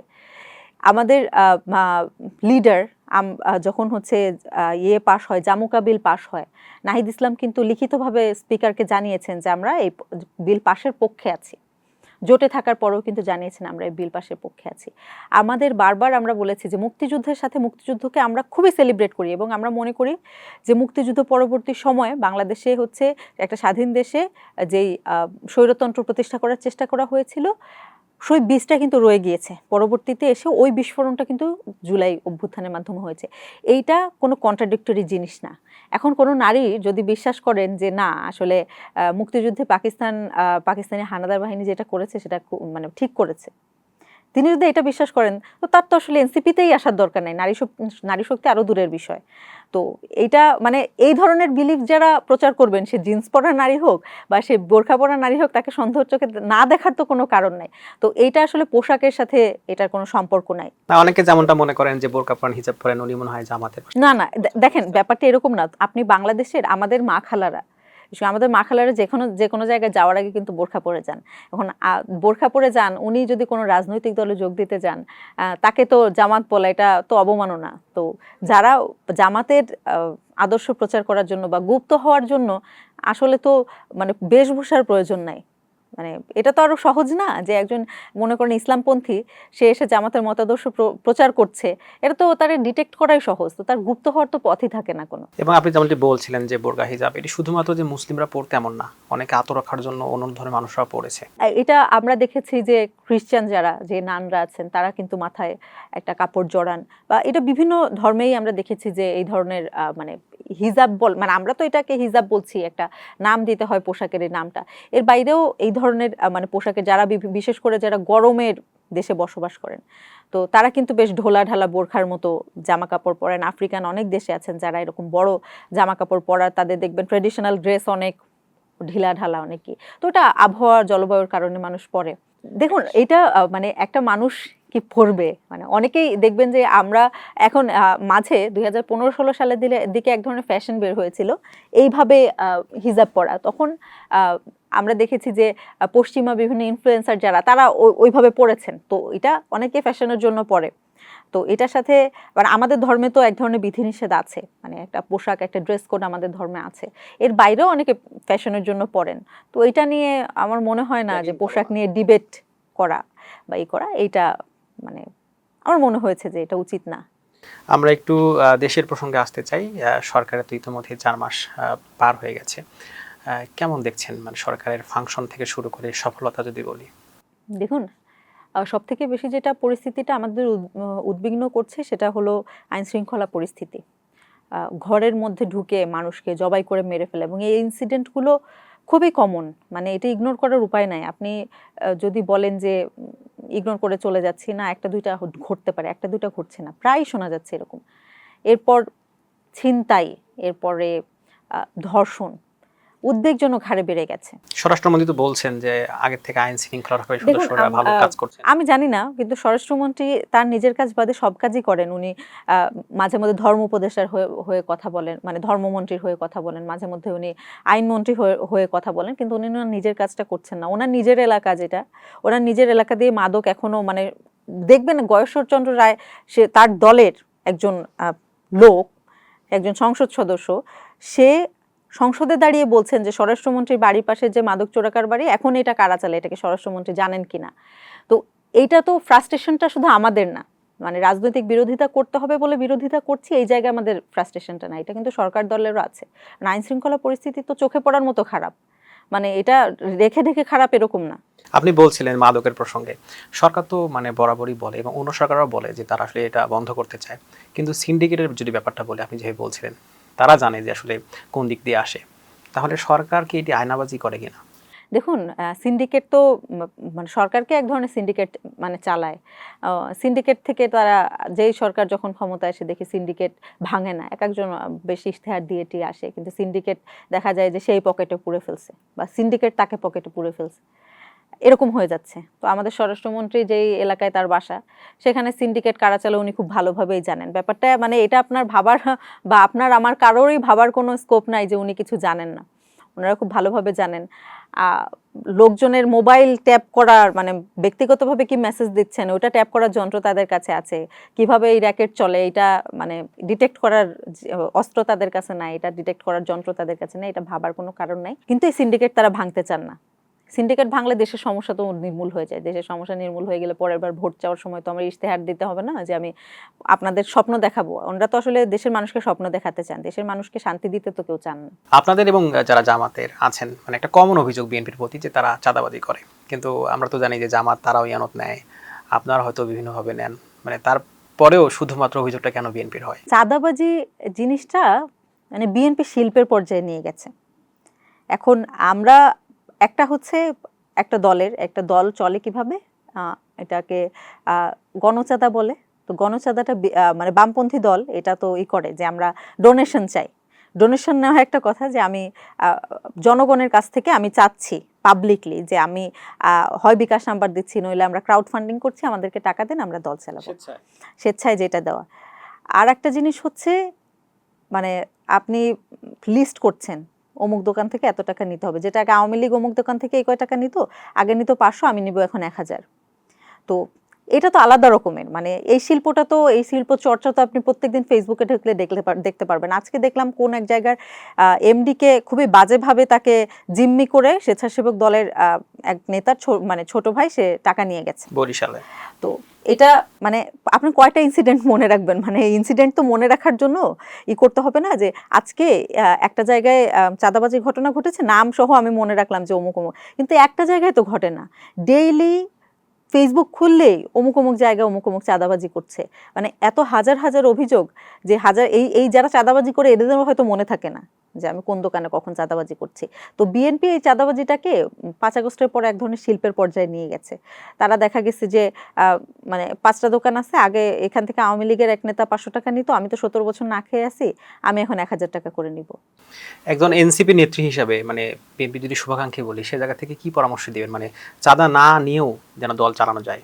17 বছর ধরে একটা দল সারভাইভ করেছে, তারা ঘরে ঘুমাতে পারে নাই, তাদের মিছিলে গেলে তাদেরকে ধরে নিয়ে গেছে, তাদেরকে মারধর করছে, অনেকে গুম হয়ে গেছে, মারা গেছে। তো তাদের এখন রাজনীতি করার জন্য মুক্ত পরিবেশ তৈরি হয়ে গেছে। এখন সরকার ক্ষমতায়, রাজনীতিটা ভালোভাবে করলেই তো হয়, মানে সরকারি দল হিসেবে রাজনীতিটা ভালোভাবে করলেই হয়। দল চালানোর জন্য 17 বছর ধরে দল তো চলছে, তখন তো চাঁদা লাগে নাই। মানে 17 বছর কিন্তু কম সময় না। 17 বছর ধরে তারা নির্বাচনে অংশগ্রহণ করেছে, 2টা নির্বাচনে তারা অংশগ্রহণ করেছে, এরপরে তাদের দল চলেছে 17 বছর ধরে। তো চলেছে কিভাবে? এবং আমরা দেখলাম যে একজন সাংবাদিক তিনি বলেছেন যে সেই সময় অনেকে যারা আওয়ামী লীগের নেতা ছিলেন তারা অনেক বিএনপি নেতাকে টাকা দিয়েছেন। কি জানি, আমরা এত কিছু জানি না, আমরা খুবই ক্ষুদ্র মানুষ। এটা হয়তো তাদের ব্যাকডোর নেগোসিয়েশন থাকতে পারে, কিন্তু অভ্যুত্থান পরবর্তী সময় এই ধরনের নেগোসিয়েশন থাকবে এটা আসলে আমরা কল্পনা করতে চাই না। এটা ওয়ার্স্ট কেস সিনারিও যে এটা হতে পারে, এটা মানে আমরা দুঃস্বপ্নে হয়তো কখনো ভাবতে পারি, কিন্তু স্বপ্নে ভাবি না। আর বিএনপি চাঁদাবাজি ছাড়াও তো তাদের নেতারা এত বছর ধরে রাজনীতি করেছেন, তো তাদের ব্যবসা আছে, তাদের চাকরি আছে। আমার মনে হয় না যে এইভাবে চাঁদাবাজি করে আসলে একটা দল মানে লং টার্ম ক্ষমতায় থাকতে পারবে। এনসিপির প্রতি একটা কমন অভিযোগ যে এনসিপি হচ্ছে জুলাই ব্যবসা করে, একই সাথে শহীদ শরীফ ওসমান হাদি হচ্ছে এনসিপির পোস্টার বয়, এই মন্তব্য করেছেন রাশেদ খান। তো সবকিছু মিলে আসলে কি বলবেন? মানে আমরা তো জানি যে যেমনটা আপনারা বলেন যে আওয়ামী লীগ তারা 71 নিয়ে বিজনেস করেছে, তো আপনারা কি সেম পথে যাচ্ছেন কিনা? দেখুন, জুলাইয়ের পরে সব থেকে বড় লাভটা কার হয়েছে? জুলাইয়ের পরে সব থেকে বড় লাভটা হয়েছে বিএনপি। 17 বছর বিলের ভিতরে ঘুমাইছে, ধান ক্ষেতের ভিতরে ঘুমাইছে, এখন এসে দেদারসে চাঁদাবাজি করে যাচ্ছে, সরকার গঠন করে ফেলছে, সব কিছু। ইভেন অন্তর্বর্তীকালীন সরকারের সময় দেখবেন প্রত্যেক দিন আন্দোলন করার মতো ডেইলি ঢাকার কোথাও না কোথাও আন্দোলন হচ্ছে। এখন কিন্তু কোথাও আন্দোলন কোনো কিছু দেখবেন না আপনি। আমি জানি না, কিন্তু এখন তো নাই, মানে কেন না এটাও আমার আসলে মাথায় আসে না, কিন্তু হয়েছে তো তখন। তো বিএনপি করেছে যে না আমরা জুলাই সনদ বাস্তবায়ন করব। তো জুলাইয়ের পরে তারা প্রশাসনে তাদের মানে এতদিন ধরে যাদের প্রমোশন হয় না, এক একজন 4টা-5টা প্রমোশন পেয়ে পেয়ে সচিব হয়ে গেছে, যারা বিএনপি পন্থী যারা আমলা আছেন। তো অভ্যুত্থানের ফসল তো সব ওনরাই খেলেন। আমাদের যে ছাত্র উপদেষ্টা দুইজন তো মানে 3জন ছাত্র উপদেষ্টা ছিল, একজন তাও 6 মাসের মতো হচ্ছে কাজ করেছেন, এরপরে তো চলেই আসলেন। আর বাকি যারা ছিলেন তারা তো নির্বাচনে অংশগ্রহণই করলেন না। তো জুলাইয়ের ফলে মানে জুলাইয়ের ফলটা কি হলো, যে এটা যেই ফলটা আমরা খেয়ে এখন রাস্তাঘাটে মার খেতে হচ্ছে আমাদের, আর বিএনপি ক্ষমতায় চলে গেছে। তারা তো এমনটা বলে যে প্রধান উপদেষ্টা এনসিপি খুবই ভালো শুভাকাঙ্ক্ষী। প্রধান উপদেষ্টার খুব কাছের যেই উপদেষ্টা ছিলেন উনি এখন বিএনপির ক্যাবিনেটে বসে বসে মানে বিএনপির পাশে বসে সে এখনই করে, বিএনপির পররাষ্ট্রমন্ত্রী এখন আমাদের এত ভালোই তিনি ছিলেন, অনেক বড় সাপোর্ট ছিলেন, যার কারণে এখন আর কি আমাদের দুজন নেতা তারা নির্বাচনে অংশগ্রহণ করতে পারে নাই। সেই সাথে সাথে আমাদের লাইফ থ্রেট, আমাদের নেতাদের বিভিন্ন জায়গায় হুমকি ধামকি দেওয়া হয়, দেখবেন নাসিরউদ্দিন পাটোয়ারির উপরে হামলা হয়েছে ঝিনাইদহে। তো এগুলো তো আনফরচুনেট, আমাদের এত পাওয়ার, কিন্তু আমরা মানে আমাদের উপরে ছাত্রদল হামলা করছে, তারা এখন ক্ষমতায় চলে গেছে, বিএনপি নির্বাচন করে মানে আপনি বলতে পারেন অনেক বড় একটা সংখ্যাগরিষ্ঠতা নিয়ে চলে গেছে। এবং ওসমান হাদি ভাই উনি তো আসলে এনসিপির কেউ না, মানে রাজনৈতিকভাবে উনি কিন্তু এনসিপির কেউ না, বা উনি অন্য কোনো রাজনৈতিক দলেরও কেউ না। উনি একটা কালচারাল লড়াই করেছেন এবং উনি ওই লড়াই করতে গিয়ে উনি মানে খুবই ট্র্যাজিকভাবে তার মৃত্যু হয়েছে। এই মৃত্যুর বিচার যেটা একটা অভ্যুত্থান পরবর্তী দেশে একটা মানুষ সে রাস্তায় বের হয়ে গুলি খেয়ে মারা গেছে, এর থেকে মানে দুঃখজনক কোনো কিছু আর হয় না। এর থেকে দুঃখজনক মৃত্যু আপনি কল্পনা করতে পারবেন না, যে আপনি একটা স্বাধীন একটা ভূখণ্ডে দাঁড়িয়ে আপনি গুলি খেয়ে মারা যাচ্ছেন, দিন দুপুরে একদম আপনাকে গুলি করে মেরে ফেলছে। তো তার বিচারের দাবি চাওয়াকে কেউ যদি এখন ব্যবসা বলে, ওটা আমি জানি না আসলে কি বলে। এখন আমরা জুলাই সনদ চাই, আমরা চাই যে দেশটা ভালোভাবে চলুক, এটাও জুলাই ব্যবসা এখন। কিন্তু জুলাইয়ের সব থেকে বেশি লাভবান বিএনপি। জামাত তাদের রাজনৈতিক ইতিহাসে এত বেশি কখনোই আসন পায়নি, সংসদে প্রধান বিরোধী দল হয়েছে, তারপরও জুলাই ব্যবসায়ী এনসিপি। মানে এই ধরনের আলাপ আসলে কোত্থেকে আসে এটা আমার মাথায় আসে না, কারণ আমাদের এখনো টিউশন করায় চলতে হয়, তো এটা একটু আনফরচুনেট যে শুনতে হয়। তারপরও এখানে ব্যাপারটা এরকম কিনা, আমরা যেমনটা জানি যে সেই সময়ে যারা সমন্বয়ক ছিলেন প্রধান নাহিদ ইসলাম বা আসিফ, তারা তো আপনাদের দলে আছে, মানে তাদের ব্যাপারে অনেকের সমালোচনা আছে, তারা সরকারে ছিলেন, কিন্তু শহীদ শরীফ ওসমান হাদি তিনি এখন নাই, তিনি শহীদ হয়ে গেছেন, মানে তার একটা সিম্পেথি মানুষের কাছে পাওয়াই যায়। মানে এই জন্য আপনারা তাদের মানে শহীদ শরীফ ওসমান হাদিকে পোস্টার ভাষী ইউজ করেন কিনা? না, এনসিপি দলগতভাবে প্রত্যেকটা মজলুমের পক্ষে আছে। তো ওসমান হাদি ভাই তো আসলে কোনো পলিটিক্যাল পার্টি কেউ না যে তার বিরোধিতা করতে হবে। তো তার বিচার তো আমাদের সবারই, মানে এটা তো সবার চাইতে হবে। এটা তারেক রহমান নিজে তো তার জানাজায় অংশগ্রহণ করেছেন, আমি ভুল না করে থাকি, আমি তো তার ছবি দেখেছি ওখানে। তার বিচার তো তারেক রহমানরাও চেয়েছেন। ওসমান হাদি ভাইয়ের বিচার সেই সময়ে মানে যে তোলপাড়টা ফেলেছে পুরো বাংলাদেশে, তার বিচার চাইনি এরকম মানুষ তো নাই। তো তাকে আসলে পোস্টার বয় বানানোর মানে রাজনৈতিক মানে এখানে ফায়দার কিছুই নাই। কারণ ওসমান হাদিকে যারা আইডল মানে, যারা মনে করে যে তিনি একজন হিরো বা তিনি আমার আইডল, তাদের আসলে আপনি কি দিয়ে বুঝাবেন? মানে আমি বললাম জাস্টিস ফর হাদি, আমি এই হ্যাশট্যাগটা দিলাম, এটা দিয়েই কি তাদের ভোটটা মানে নিয়ে যাওয়া যাবে? আমরা একটু সংসদ প্রসঙ্গে আসতে চাই। আপনি বলছিলেন নারী নেতৃত্বের কথা, আমরা দেখলাম যে বেশ কয়েকদিন আগেই বিএনপির একজন সাংসদ তিনি বলছিলেন যে একজন নারী এলেন না গেলেন তিনি আসলে বুঝতে পারলেন না।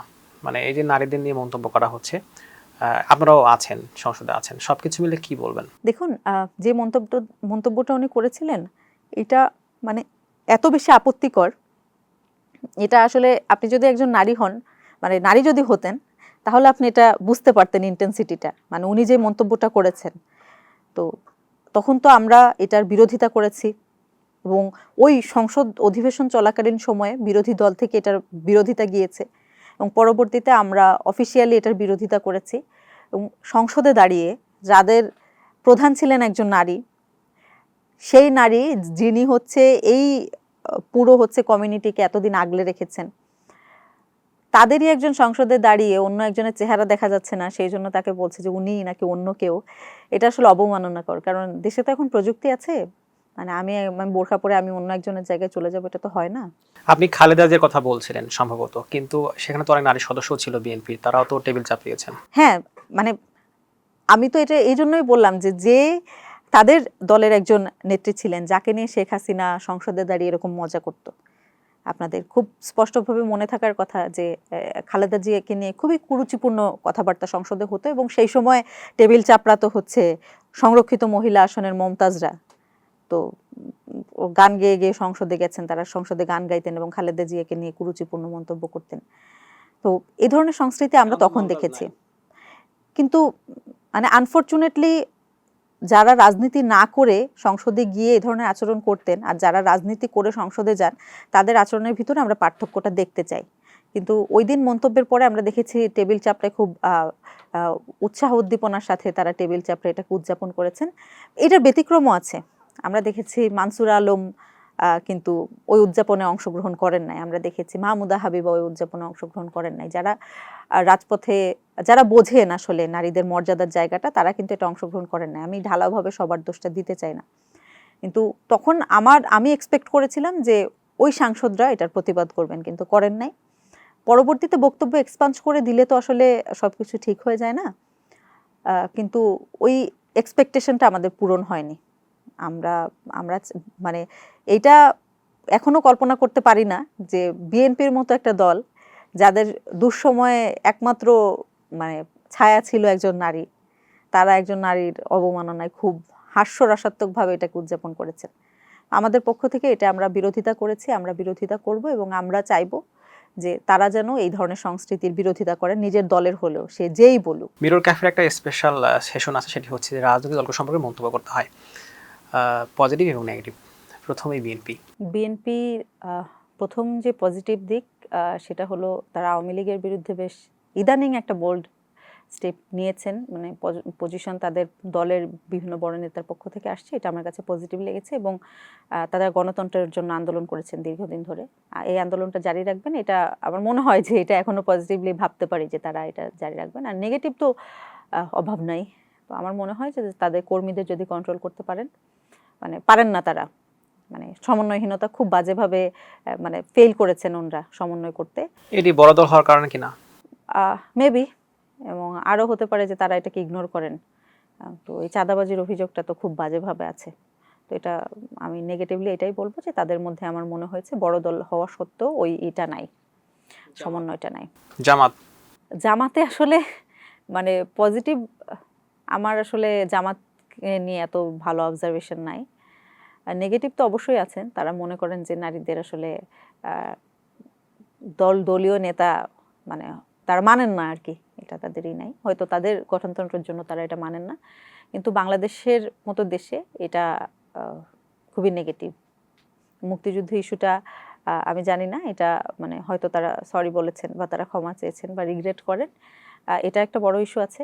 তো আমি চাইবো যে তারা এটাকে নিয়ে না কচলাক, তারা মাঝে মধ্যেই কচলায় এটাকে নিয়ে। তো একটা সেটেলড ইস্যু এবং দেশের অস্তিত্বের ইস্যু, এটা নিয়ে কচলানোটা তাদের জন্য খুবই নেগেটিভ। পজিটিভ কিছু নাই। আমি আসলে জামাতকে নিয়ে আমার ভালো অবজারভেশন নাই।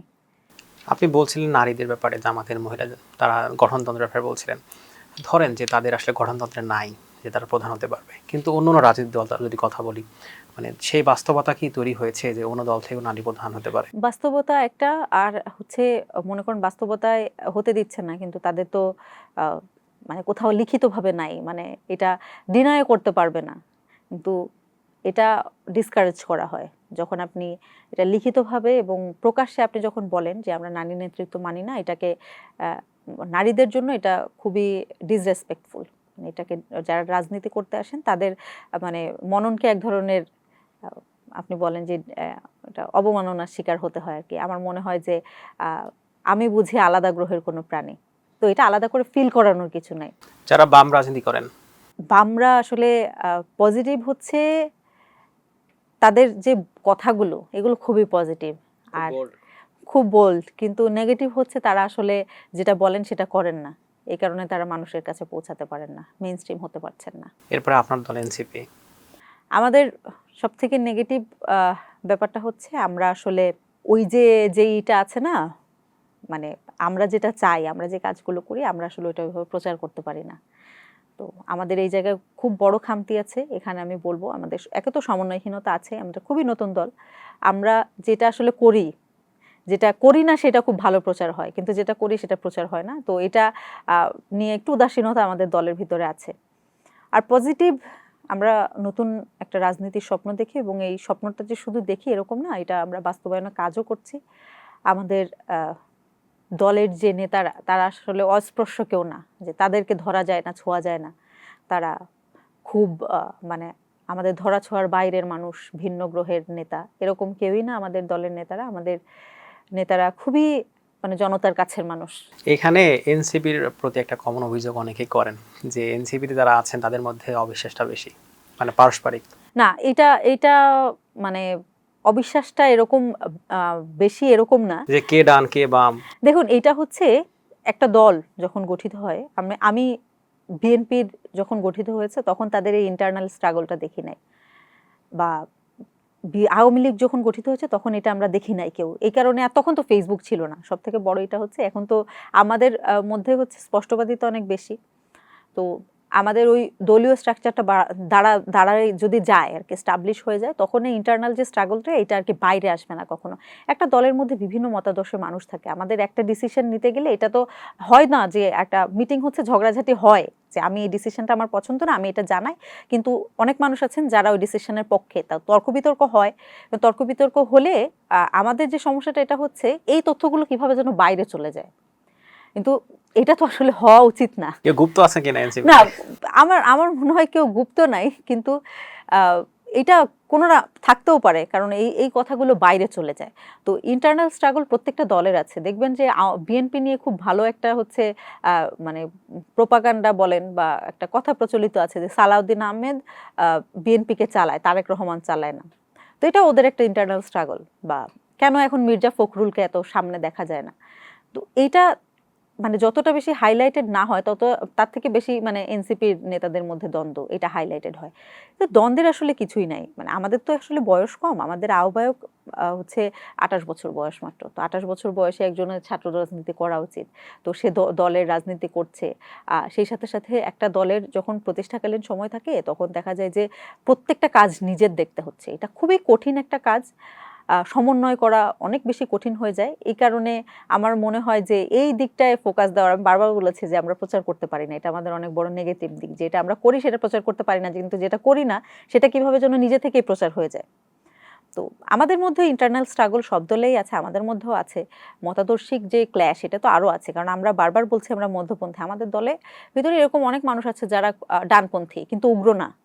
আবার আমাদের দলে অনেক মানুষ আছে যারা একটু বামপন্থী মতাদর্শে বিশ্বাসী, কিন্তু তারা উগ্র বাম না। তো সবাইকে নিয়েই তো এনসিপি। এই স্ট্রাগলটা বাইরে আসা আসলে ঝামেলার, এর বাইরে আর অন্য কিছু। এনসিপির এখন পরিকল্পনা কি, মানে আপনারা কবে ক্ষমতায় যাবেন? আমাদের পরিকল্পনা, আমাদের নেতাদের কথায় এতদিনে আপনাদের আভাস তো হয়তো পেয়ে গেছেন। আমাদের পরিকল্পনা হচ্ছে আগামী 10 বছরের মধ্যে আমরা স্টাবলিশড একটা পলিটিক্যাল পার্টি হিসেবে দাঁড়াবো, এবং দেশ পরিচালনা করার মতো সক্ষমতা অর্জন করব। সক্ষমতা যখন অর্জন করতে পারবো, তখন ইচ্ছাও আছে যে দেশ পরিচালনাও করব। তো আপাতত 10 বছরের প্ল্যান আর কি, সামনে আগানোর। আপনাকে মিরর ক্যাফেতে সময় দেওয়ার জন্য অসংখ্য ধন্যবাদ। থ্যাংক ইউ, আমন্ত্রণ জানানোর জন্য আপনাকেও ধন্যবাদ। দর্শক, আমরা যেমনটি শুনছিলাম, জুলাইয়ে যে নারীরা অংশগ্রহণ করেছিল তাদের যে অবদান, সে অবদানের কথা। আবার আগামী কোনো পর্বে দেখা হবে। সেই পর্যন্ত ভালো থাকুন, সুস্থ থাকুন। ধন্যবাদ।